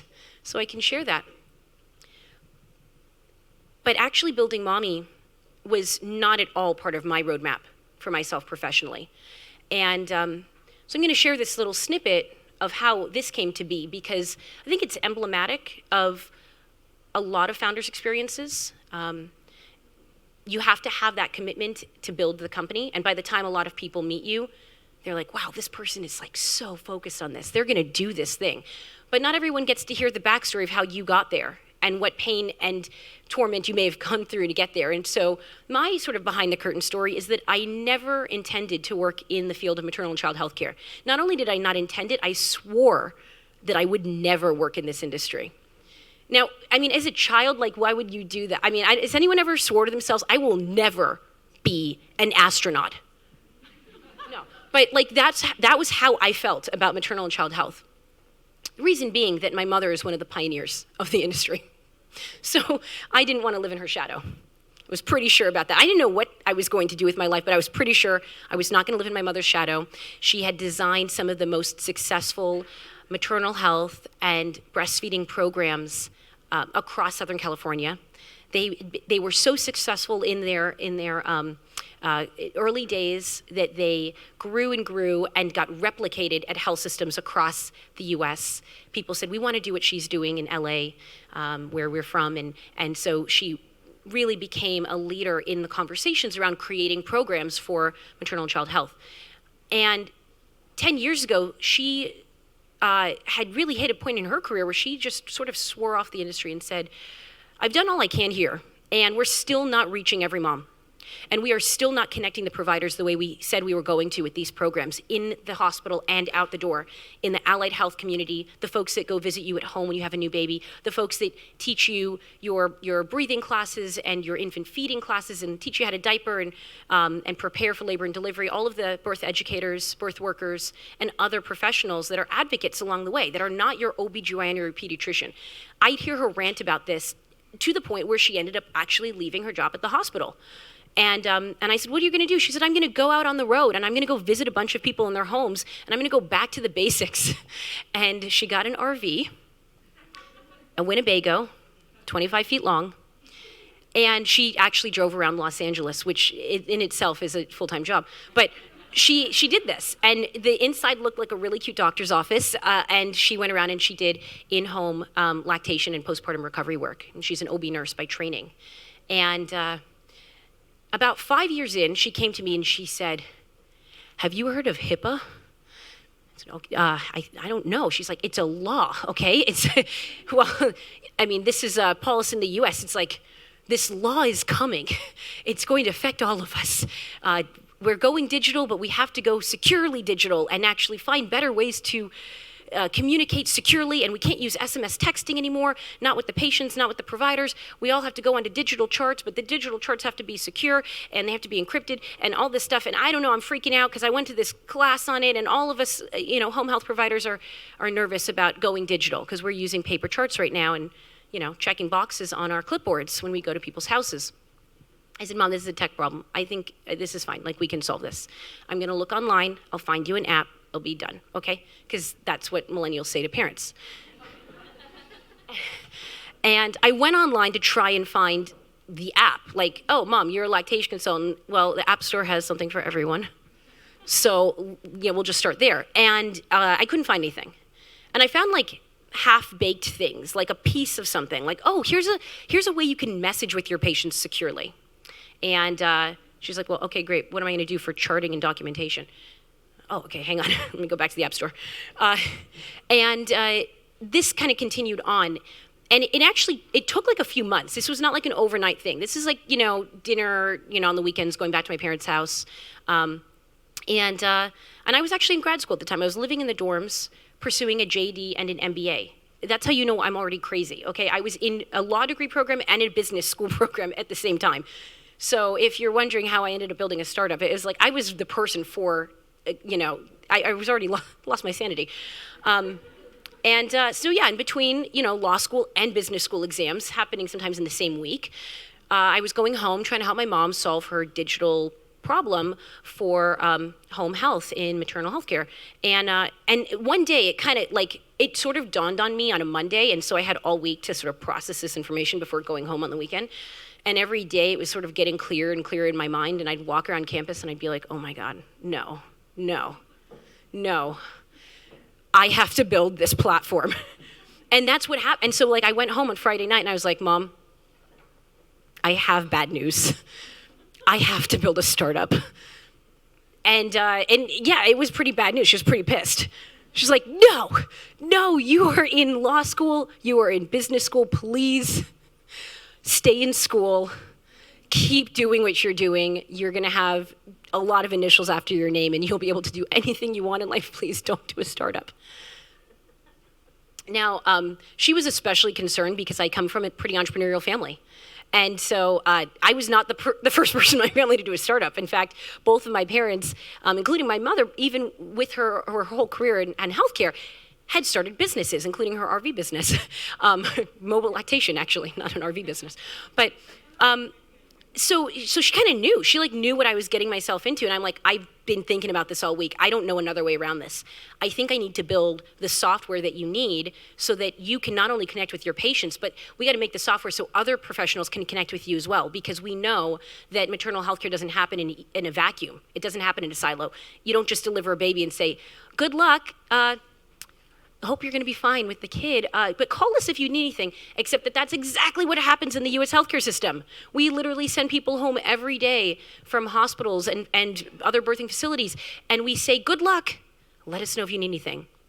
And that fundamental flaw in the system is why the maternal mortality metrics, and truly infant mortality as well, are so off the charts in the U.S., because we've thought for a really long time that that is the best way to do things. And to have what is an incredibly privatized market means that, well, patients, consumers, but you wouldn't hear your doctor say that, but patients can figure it out. They can go find people in their community. They can find people like my mom, and they can solve their own problems. And that's not to say that people shouldn't be empowered to solve their own problems, but we actually know what happens after you have the baby. A lot more stuff. That's not the end of the story. So to even pretend that that is the end and say, good, we're going to wheel you out the door in a wheelchair, you're going to get into the car. You guys know how to put a baby seat in the back seat, right? No, it's your first kid? Okay, well, you just read the directions. I mean, they would... Some places won't even help you install the car seat. So, we are failing on day one. And so it just became clear that this wasn't just software. This was an imperative about changing the industry, changing the fabric of the industry. And it started with connecting everyone up to realize no one's actually doing this alone. And why don't we actually hand off patients properly through the ecosystem? I used to call this care management. I know there's actually some care management companies here in the building and in the accelerator. This is so silly, but this is sort of founder life. I don't call it care management anymore because that doesn't work for the investors. As in really, you go into certain rooms and you figure out, oh, what do you want to call it? We'll call it whatever you want if you give the check. I know what I'm building. I know what problem I'm solving. And it can have a lot of different labels. And it used to be called maternal software, maternal digital health, telehealth. We used all the buzzwords. And at some point you realize, okay, there's going to be a lot of twists and turns, and as long as you aren't compromising on your vision for the solution, then you're going to be okay. You got to stay true to that, though. If you lose track of that, that's when the wheels can start to come off. Now, there was a point when that almost happened, and it happened about a year and a half into building the company. We had been building software. It was working. People were into it. We were starting to make some money. And the model was actually that we had this software business. It was just that. It was just we've got an app. You can use the app there. And I was literally selling the software to my own mother for her practice. I was also asking for advice on how to build the company. But, she was a customer. And she was an unofficial advisor. And my stepfather, who raised me like a daughter, and I was very, very close with, got very ill very quickly, and with a diagnosis that had been continually missed and turned out to be to be lung cancer. And he was gone very quickly. And he was really the backbone of my mother's business. He was her co-founder on the RV. And at that point, they actually had a few of them. They had a few trucks in their fleet, and they had a staff, and they were seeing thousands of patients across LA using the Mommy software, along with other people who were using Mommy software. And I was in the middle of an accelerator. I was actually in the 500 Startups program in Menlo Park. We had 500 startups here representing. And so I was in that program and got the call. My mom said, you need to come back this weekend. It's pretty bad. And I was lucky. I was able to get back and be there. And that was a tough day. And it was a Saturday morning. And I said to my mom, what should I do? Like, how can I be here for you? You just lost your life partner and your business partner, and I know everything's going to change now. And she said, no. You got to go back. You finally got your big break. You got into an accelerator. They gave you some money. You got some angel investors because you got into the accelerator. It's like the money started coming in, and we got our first check, and it said $5,000. And I was like, oh my God, this is happening. And so she said, you got to go back up north, and we'll get you a flight for Monday. And I said, no, I don't want to leave. And she said, no, it's okay. You'll come back. We'll plan the funeral, but you got to go back to your programming and to the classes. And I went back up. And I checked on her around lunchtime, and I said, hey, how's it going? And she said, oh, it's good, but, I think today's payroll. I said, well, you think? She said, well, Stephen used to do that. I said, oh, my God. Okay, what else does Stephen do? She's like, everything. And I said, you need help with payroll? She said, yeah, let's do a video call. Did payroll that day. And realized pretty quickly, after a few more days of calls and comments, I think Stephen actually did that part of it, and we've got to pay the insurance again, and we've got to get the truck fixed up, so someone's got to pay the auto mechanic on that I wasn't going to be able to actually live out my dream of building this software platform that powers companies like my parents if my parents couldn't, and this way my mother couldn't keep the business open. And so I went to our investors who were pretty new. Some of them had only just written a check days before my stepdad passed. And I said, we have a really big problem. The only way that I'm able to build this company is the privilege of having a family that's supporting me. Side note, the one thing that sort of ties all high growth venture capital backed founders together is privilege, the ability to do it. It takes a lot. And privilege shows up in different ways. For me, it was an incredibly supportive family that was willing to let me move back home to build the company, was willing to support me in going back to Menlo Park in the middle of my family grieving my stepfather's death. And yet, I was about to lose all that privilege, because if my family business went under, then my startup was about to go under. And so I said to the investors, how much do you believe in the vision for Mommy? And they said, we are all in. Now, it gives me chills to this day, because to hear someone say, we are all in, I am all in, I believe in you, and I believe in the problem that you are committed to solving. I believe it's real enough that there is some big ROI, there's some big exit, there's some big whatever at the other end. For me to put my own money into this thing is so powerful, and it's something I come back to quite often when days are rough, and days are rough all the time. I mean, the frequency doesn't change, it's just the problem changes. I was telling a founder earlier today that last week I came home after work, and my fiance said, how's everything going? How's your day? You want me to start making dinner? And I said, no, give me a little bit. And I walked past him. I just kept walking right into the bedroom, kicked off my shoes, and just got into the bed and pulled the covers over me.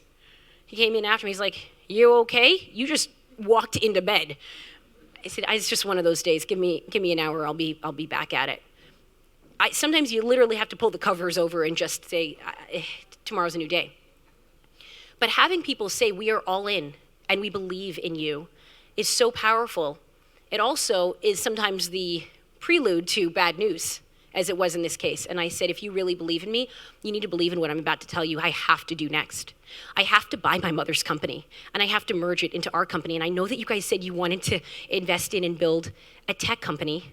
and just be pure tech and pure SaaS and all the things that investors say when they want to see sky-high returns and not that much needed to get there.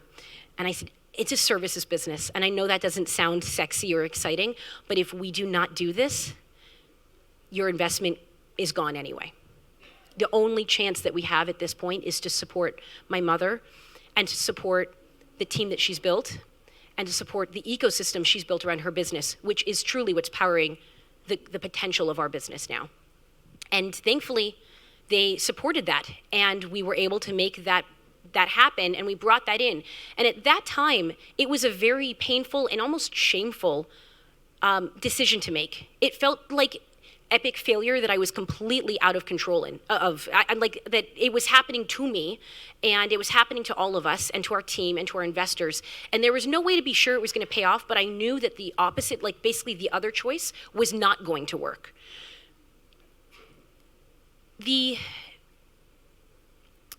About a year and a half later, and along the way of the year and a half, we continued building the company. And I was splitting my time between running a software business and being whatever I needed to be to support that, and finding the rest of our tech team and working with our CTO to really build that out, and working with my mom on a daily basis just to make sure like her staff was covered, that the trucks were working, that the patients were being seen, running things, on calendaring, trying to book and schedule. I was answering the phones, and I was doing everything that needed to be done on that small family business to keep that going, while also trying to build what had to be pitched at that time as, this is $1 billion opportunity, right? It felt like such a cognitive dissonance. And that's that tension that founders feel. It's very real. It looks different for everyone, but it feels the same inside, which is, am I even doing the right thing anymore? Is this even like a viable path to building the company I originally told people I was going to build? And that's where that shame comes in, is that question of, well, maybe it's not, and then how horribly embarrassing will it be to have to go back and say, we ended up with something else. We took an off-ramp, and I thought we were going the right way, and it turns out we've got this now. And about a year and a half later, we got into a different program that was very focused on healthcare companies. And I went to go pitch a bunch of insurance companies and health systems and hospitals. At this point, we had software that was going out in the market. We were making money. We were providing and powering services through the platform. But I really knew that this was not going to work until it got into the healthcare enterprise, until we were able to pitch it and get it into the biggest players so that everyone would be able to have access. All the providers within that network and all the patients would have access. And that was always the end goal. And we finally got to a place where we could get into those rooms. It's not to say that we weren't trying. We were trying for a year and a half, but it took that long for anyone to even take my call and let me into the room with a C-suite executive or even a handful of them. And when we got in, I was feeling so ashamed, and I didn't want to tell people what was really powering the business, what was making most of the money, which was the services side. It wasn't, the software was making money, but services make a lot of money versus software when it's in its earliest days. And no one likes to really talk about that. And a lot of companies, truthfully, behind the curtains are powered by services dollars in the earliest days of their businesses. And that was happening for us too, but I didn't know that that was a common thing. So I went in and I spoke with the C-suite of some of the biggest names in the US healthcare system. And I said, we've got software that if you could connect it up to your folks in your industry, it would be a game changer. It can do this, and messaging and video calls and support groups and all these great features. And all you have to do is just sort of plumb in and wire in the Mommy platform into your current EHR, your electronic health record system, and your tool set. And I got a lot of people saying, that sounds great, very exciting, as the first comment. And then the but came. And the but was, that sounds great. We love the idea of, software and all this, but we don't have enough people here to power this program. I mean, sure, you could plug in the software, but we don't even have the staff to actually take care of every mom in the building. That's why we don't. Behind closed doors, right? Behind closed doors, people will tell you, I'm not going to buy that software from you because this is what's really happening with my company. And that's what I kept hearing was, well, we don't actually have the operational capacity to power this software deal. We don't have enough lactation consultants. We don't have enough doulas or midwives or nurses or chiropractors and other allied health professionals. And you know what came out of that? I said, well, what do you need then? They said, well, it'd be really great if you guys were a services business. The road rises up to meet you. Lucky that I just bought a services business 18 months prior and knew how to run that thing better than anyone, and had figured out all the kinks in the system, all the flaws, all the things that made it challenging to run a network of lactation consultants around the worst city to drive in the entire world, or at least in the US, I should say. I shouldn't go so bold as to say LA is the worst of everyone. It's just the worst of the United States. Anyway, lucky that I ended up being that person. So when you talk about founder market fit, it continues to be relevant, that question of like, are you the right person? Are you the right person? And when I got in the room with Serena Williams, and when I got in the room with all the other people that also invest in this round, although they're like, it's fine, she can get all the attention, but don't forget, we also give you money. When I got into those rooms, I was able to say, I know what the market needs. I thought I knew what the market needs, and then I went out and validated it, and here's what the market really needs. And lucky for you, you're sitting across from the person who can actually do it. And that's what ended up getting this cash in.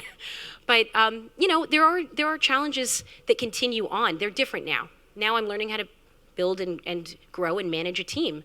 I'm learning how to scale across the US. I'm learning how to support other founders on the journey too. And that's part of spending the day here and meeting all of you. So that's a snapshot of my journey. And I wanted to just take some questions and have a conversation for the last few minutes.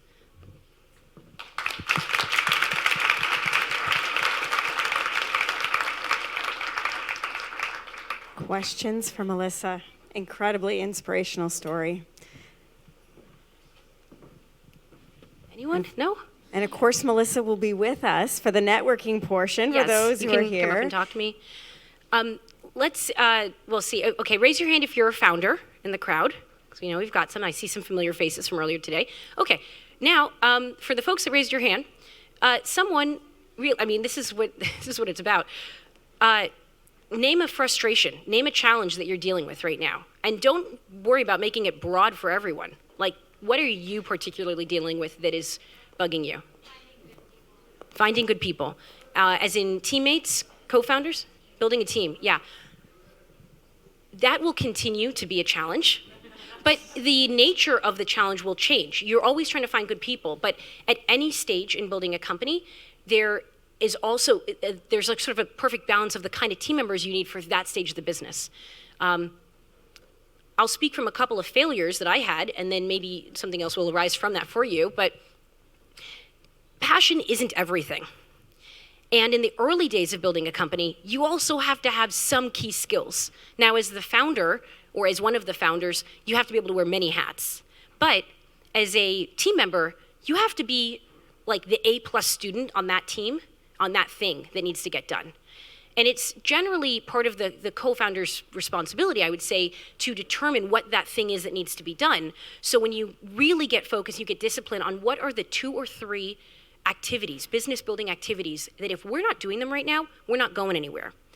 And then figure out what kind of person can do that business building activity. Here's the flip side, the mistake side. You know that there's 2 or 3 business building activities you have to be involved in, and they're different for every business. Like, for example, I knew that the end goal was to get into enterprise healthcare, but that was my job, was to continue chipping away at that for 18 months till someone would let me in the building. In the meantime, I also had to figure out how to get a bunch of other providers, local independent professionals using the software. That's the business building activity. You got to keep growing in some other direction while you're trying to figure out where the big hurdle is that you can leap over. I met a lot of people who said, I love the vision for Mommy. I am so passionate about it. I really want to do this work with you. And I was so moved by it. Oh my God, tickled pink. Oh, it feels great that someone else wants to, conquer the world with you. But what are they good at? And I made that mistake, and I brought people on that weren't necessarily incompetent. No, they weren't good at one of the things that was key to business building at that stage in the company. And how did I figure it out? It's a little insidious at the beginning. It doesn't look like what you'd think. It's not someone saying, I know you need someone to go find a bunch of people to use this software out there, or I know that you need to figure out your Instagram strategy because Instagram's going to be a really great way to grow this business, and whatever, I'm making it up. And then the person, I know you need to do that, but I don't want to do that for you. No. That's not what the wrong hire says. The wrong hire says, I really love this company, and I see that you're super stressed out, Melissa. what can I do to help you? What can I do I just want to help. What can I do to help? All day. What can I do? What kind of help do you need right now? And I'm like, do you see what's happening around here? Do you see why I'm actually stressed out? Because these things have to happen, and you, person I hired to help, isn't doing those things. And it's not because they don't want to, it's because you hired someone who can't do that thing, and they kind of maybe figured it out a little bit, but they're also still trying to be committed. So they're like, well, what else can I do to help? That's the else doesn't always show up in the question. What else can I do? And I kept saying to people, go back to the thing I hired you to do. That's how you can help. And then they'd go back, and sometimes even a day later, hey, so what else do you need help with? Go back to what I told you to do. I mean, really. So this is, it's a bit of a comedy routine, but good people isn't just the passion part of it. It's also really skill-focused hiring for each stage. And it starts with you knowing exactly what you need help with before the person joins. Anything else? Anyone else? Oh, you've got a frustration over here? You want to share a challenge? Market penetration. Every founder wants everyone to be using their thing that they make, whatever that product is. And so market penetration is tough because you can see in your mind's eye the vision, you can see the world where everyone has found purpose and meaning in the thing you've offered to the market. And in the fullest iteration of it, the fullest conclusion of it, there is a version of it for everyone. The way to unlock market penetration is through market validation. And it's something Nick and I talked about earlier today, about validating ideas and getting very clear on who really needs the thing that you're doing, that you're building, that you're creating, and who feels the greatest pain point for the thing that, the problem you're solving. Because there may be a lot of people who have a version of that problem or are affected by that problem. But market penetration becomes really difficult when you keep that in your head and you say, well, all these people are affected by this problem. Look, a lot of people across the United States are affected by very poor maternal and child health care. In order to solve all of their problems, I had to continually sort of chip away to get to the root cause, which I believe is a lack of digital and clinical infrastructure. As I found out, not only was the software needed to connect everyone up, but actually the services, the people were needed. There needed to be an unlocking of potential from a service market perspective. So the only way to get to substantial market penetration is to be so fierce in offering what you know confidently to be the solution to one party's problem, to one section of the market's problem, that you can just run full steam ahead in getting there. Now, the reality to that's in the theory. The reality is, as you start building that, people will come around. And I heard this from founders earlier today, too, who are like, hey, I see that you're doing that thing for those people over there. It looks like it could also maybe solve my problem one day. And it's so tempting to then say, sure, yeah, sure, yeah. Well, I mean, it would probably take like 2 more features to get there, and that might take like 6 months of development, but we could do that. We could do that for you. And it takes a lot of discipline to say, it would take 2 more features and about 6 months of development, and we're not gonna do that for you. We're not gonna do that right now because we've gotta make sure we completely unlock the solution for our primary market. And that strategy, staying true to that, does 2 things. Not only does it actually build the business, it just told this other party over here, sit tight, there's a solution coming for your market too. But I'm gonna get really good at solving the core problem first, and I'll come back to you. And now you've ingratiated yourself with this party, but you've also added orders of magnitude and credibility to your offering. And it's amazing what that does. It's hard to do, but when you start to get into it, you realize that is also market penetration too, because you just put that in that person's head. You're coming. Co-founders, and whether you started it yourself at the beginning, and when you decided to bring co-founders on board with you. Yes, well, I decided to bring co-founders on board when I bought my mother's company. So she, as in she became the co-founder officially. She did not want to be. And my mom didn't even understand really the equity part of it. Like, she's a small business owner in sort of her mindset. And she has since, come to a place she can go toe to toe with the best of them in Silicon Valley. But and she has. There's been times where I'm like, oh my God, my mom is so embarrassing right now. Yeah, my mom has met like some like startup CEOs like in the $1 billion like unicorn range, and she's like, oh, you have a tech company? We do too. I'm like, oh my God, mom, you're embarrassing me in front of like the CEO of like whatever, you know. Anyway, like, we are an infant compared to them, you know. But yeah, so she was the first co-founder. There were some other people that almost became co-founders, and I'm glad that they didn't, but they're sort of glad they didn't either. Like, they were the wrong fit. And co-founder dating is really important for that reason, because you need to like take a minute to kind of get to know the person, and the person needs to take a minute to get to know you and get to know the company you're building and be sure that they really want to be along for that ride. And sometimes it's, you know, one person saying to the other, I don't think this is going to work. And sometimes it's both people. And it's got all the, you know, the ties to relationship building generally. I use a lot of dating analogies when I talk about this, but it is very much that, co-founder dating. It was not until about 2 years later that officially we got our third co-founder, Sunny, our CTO.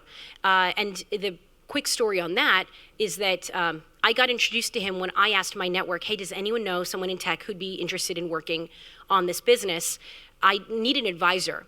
I had an investor say to me, we really like this company, and we would put like maybe $500,000 into it, but I don't think, this is the investor talking, was I don't think that you have enough technical prowess or acuity, and no offense, I mean, I was none taken, I'm not the tech person, but I don't think that you're gonna be able to build the enterprise healthcare platform you're claiming needs to get built.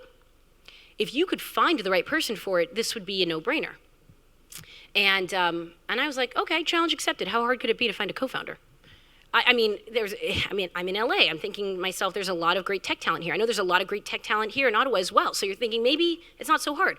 But actually, it's just like any other relationship that has to get built, and it can't happen overnight. So I put my feelers out into the community. I asked people, do you have any recommendations? And one of my friends said, I know a guy. He's like really, really good. He's really expensive. You definitely can't afford him. But he's a great person. And I'm like, where was the part where he'll work with me? Like, yeah, you know.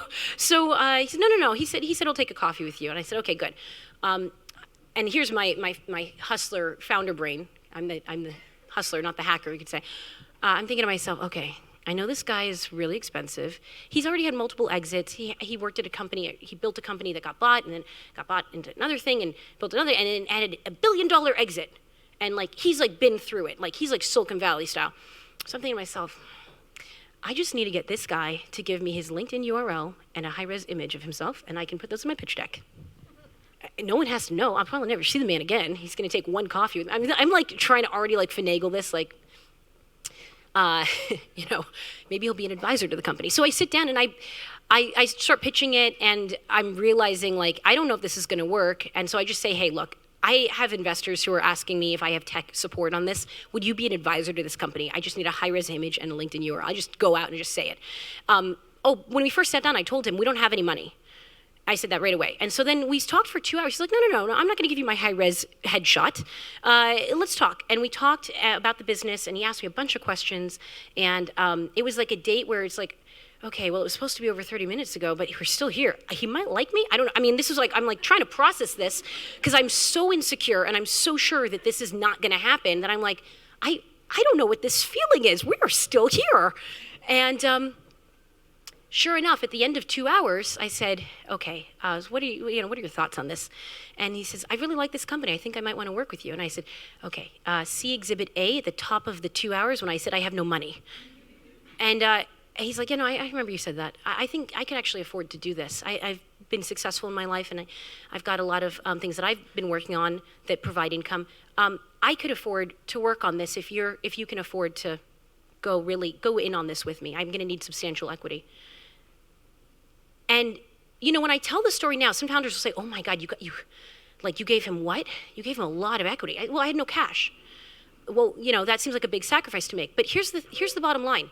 When you do find that match, and you find someone who has the potential to be your ride or die, your person for the long haul, the person who gets it, and genuinely wants to see this thing come to life, and thinks that maybe they would be okay, even maybe they're scared, but they would be okay with hitching their career to this too, and riding it with you, you have to make that commitment back to them.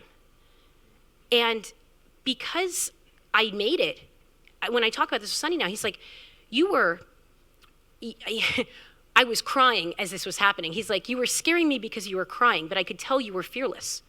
And I could tell that you were ready to do this, that you really wanted to see this come to life, because I said, yeah, let's do it. And later, he told his wife, like, okay, I was talking to Melissa, and she started crying in the middle, and she's like, what? You made her cry? No, I was crying happy tears, because I had found my person, you know? And even still, that was the first date. It took us 3 months till we really got together. But yeah. Anyway, that's long way of talking about co-founders.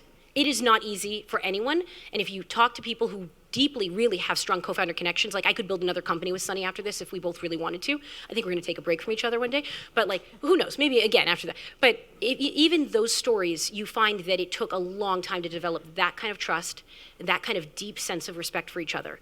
Sonny tells me things that I know when he says, Melissa, you did that wrong, or Melissa, you're doing great, that he really means it, and that he's not afraid to tell me what he really thinks of my work and my leadership. And sometimes when I'm the hardest on myself, he knows to step in and say, shake that off, you're being too hard on yourself. Sometimes I'm hard on myself, and he's like, yeah, you're right, you really screwed that up. So the power is in actually those moments. Amazing.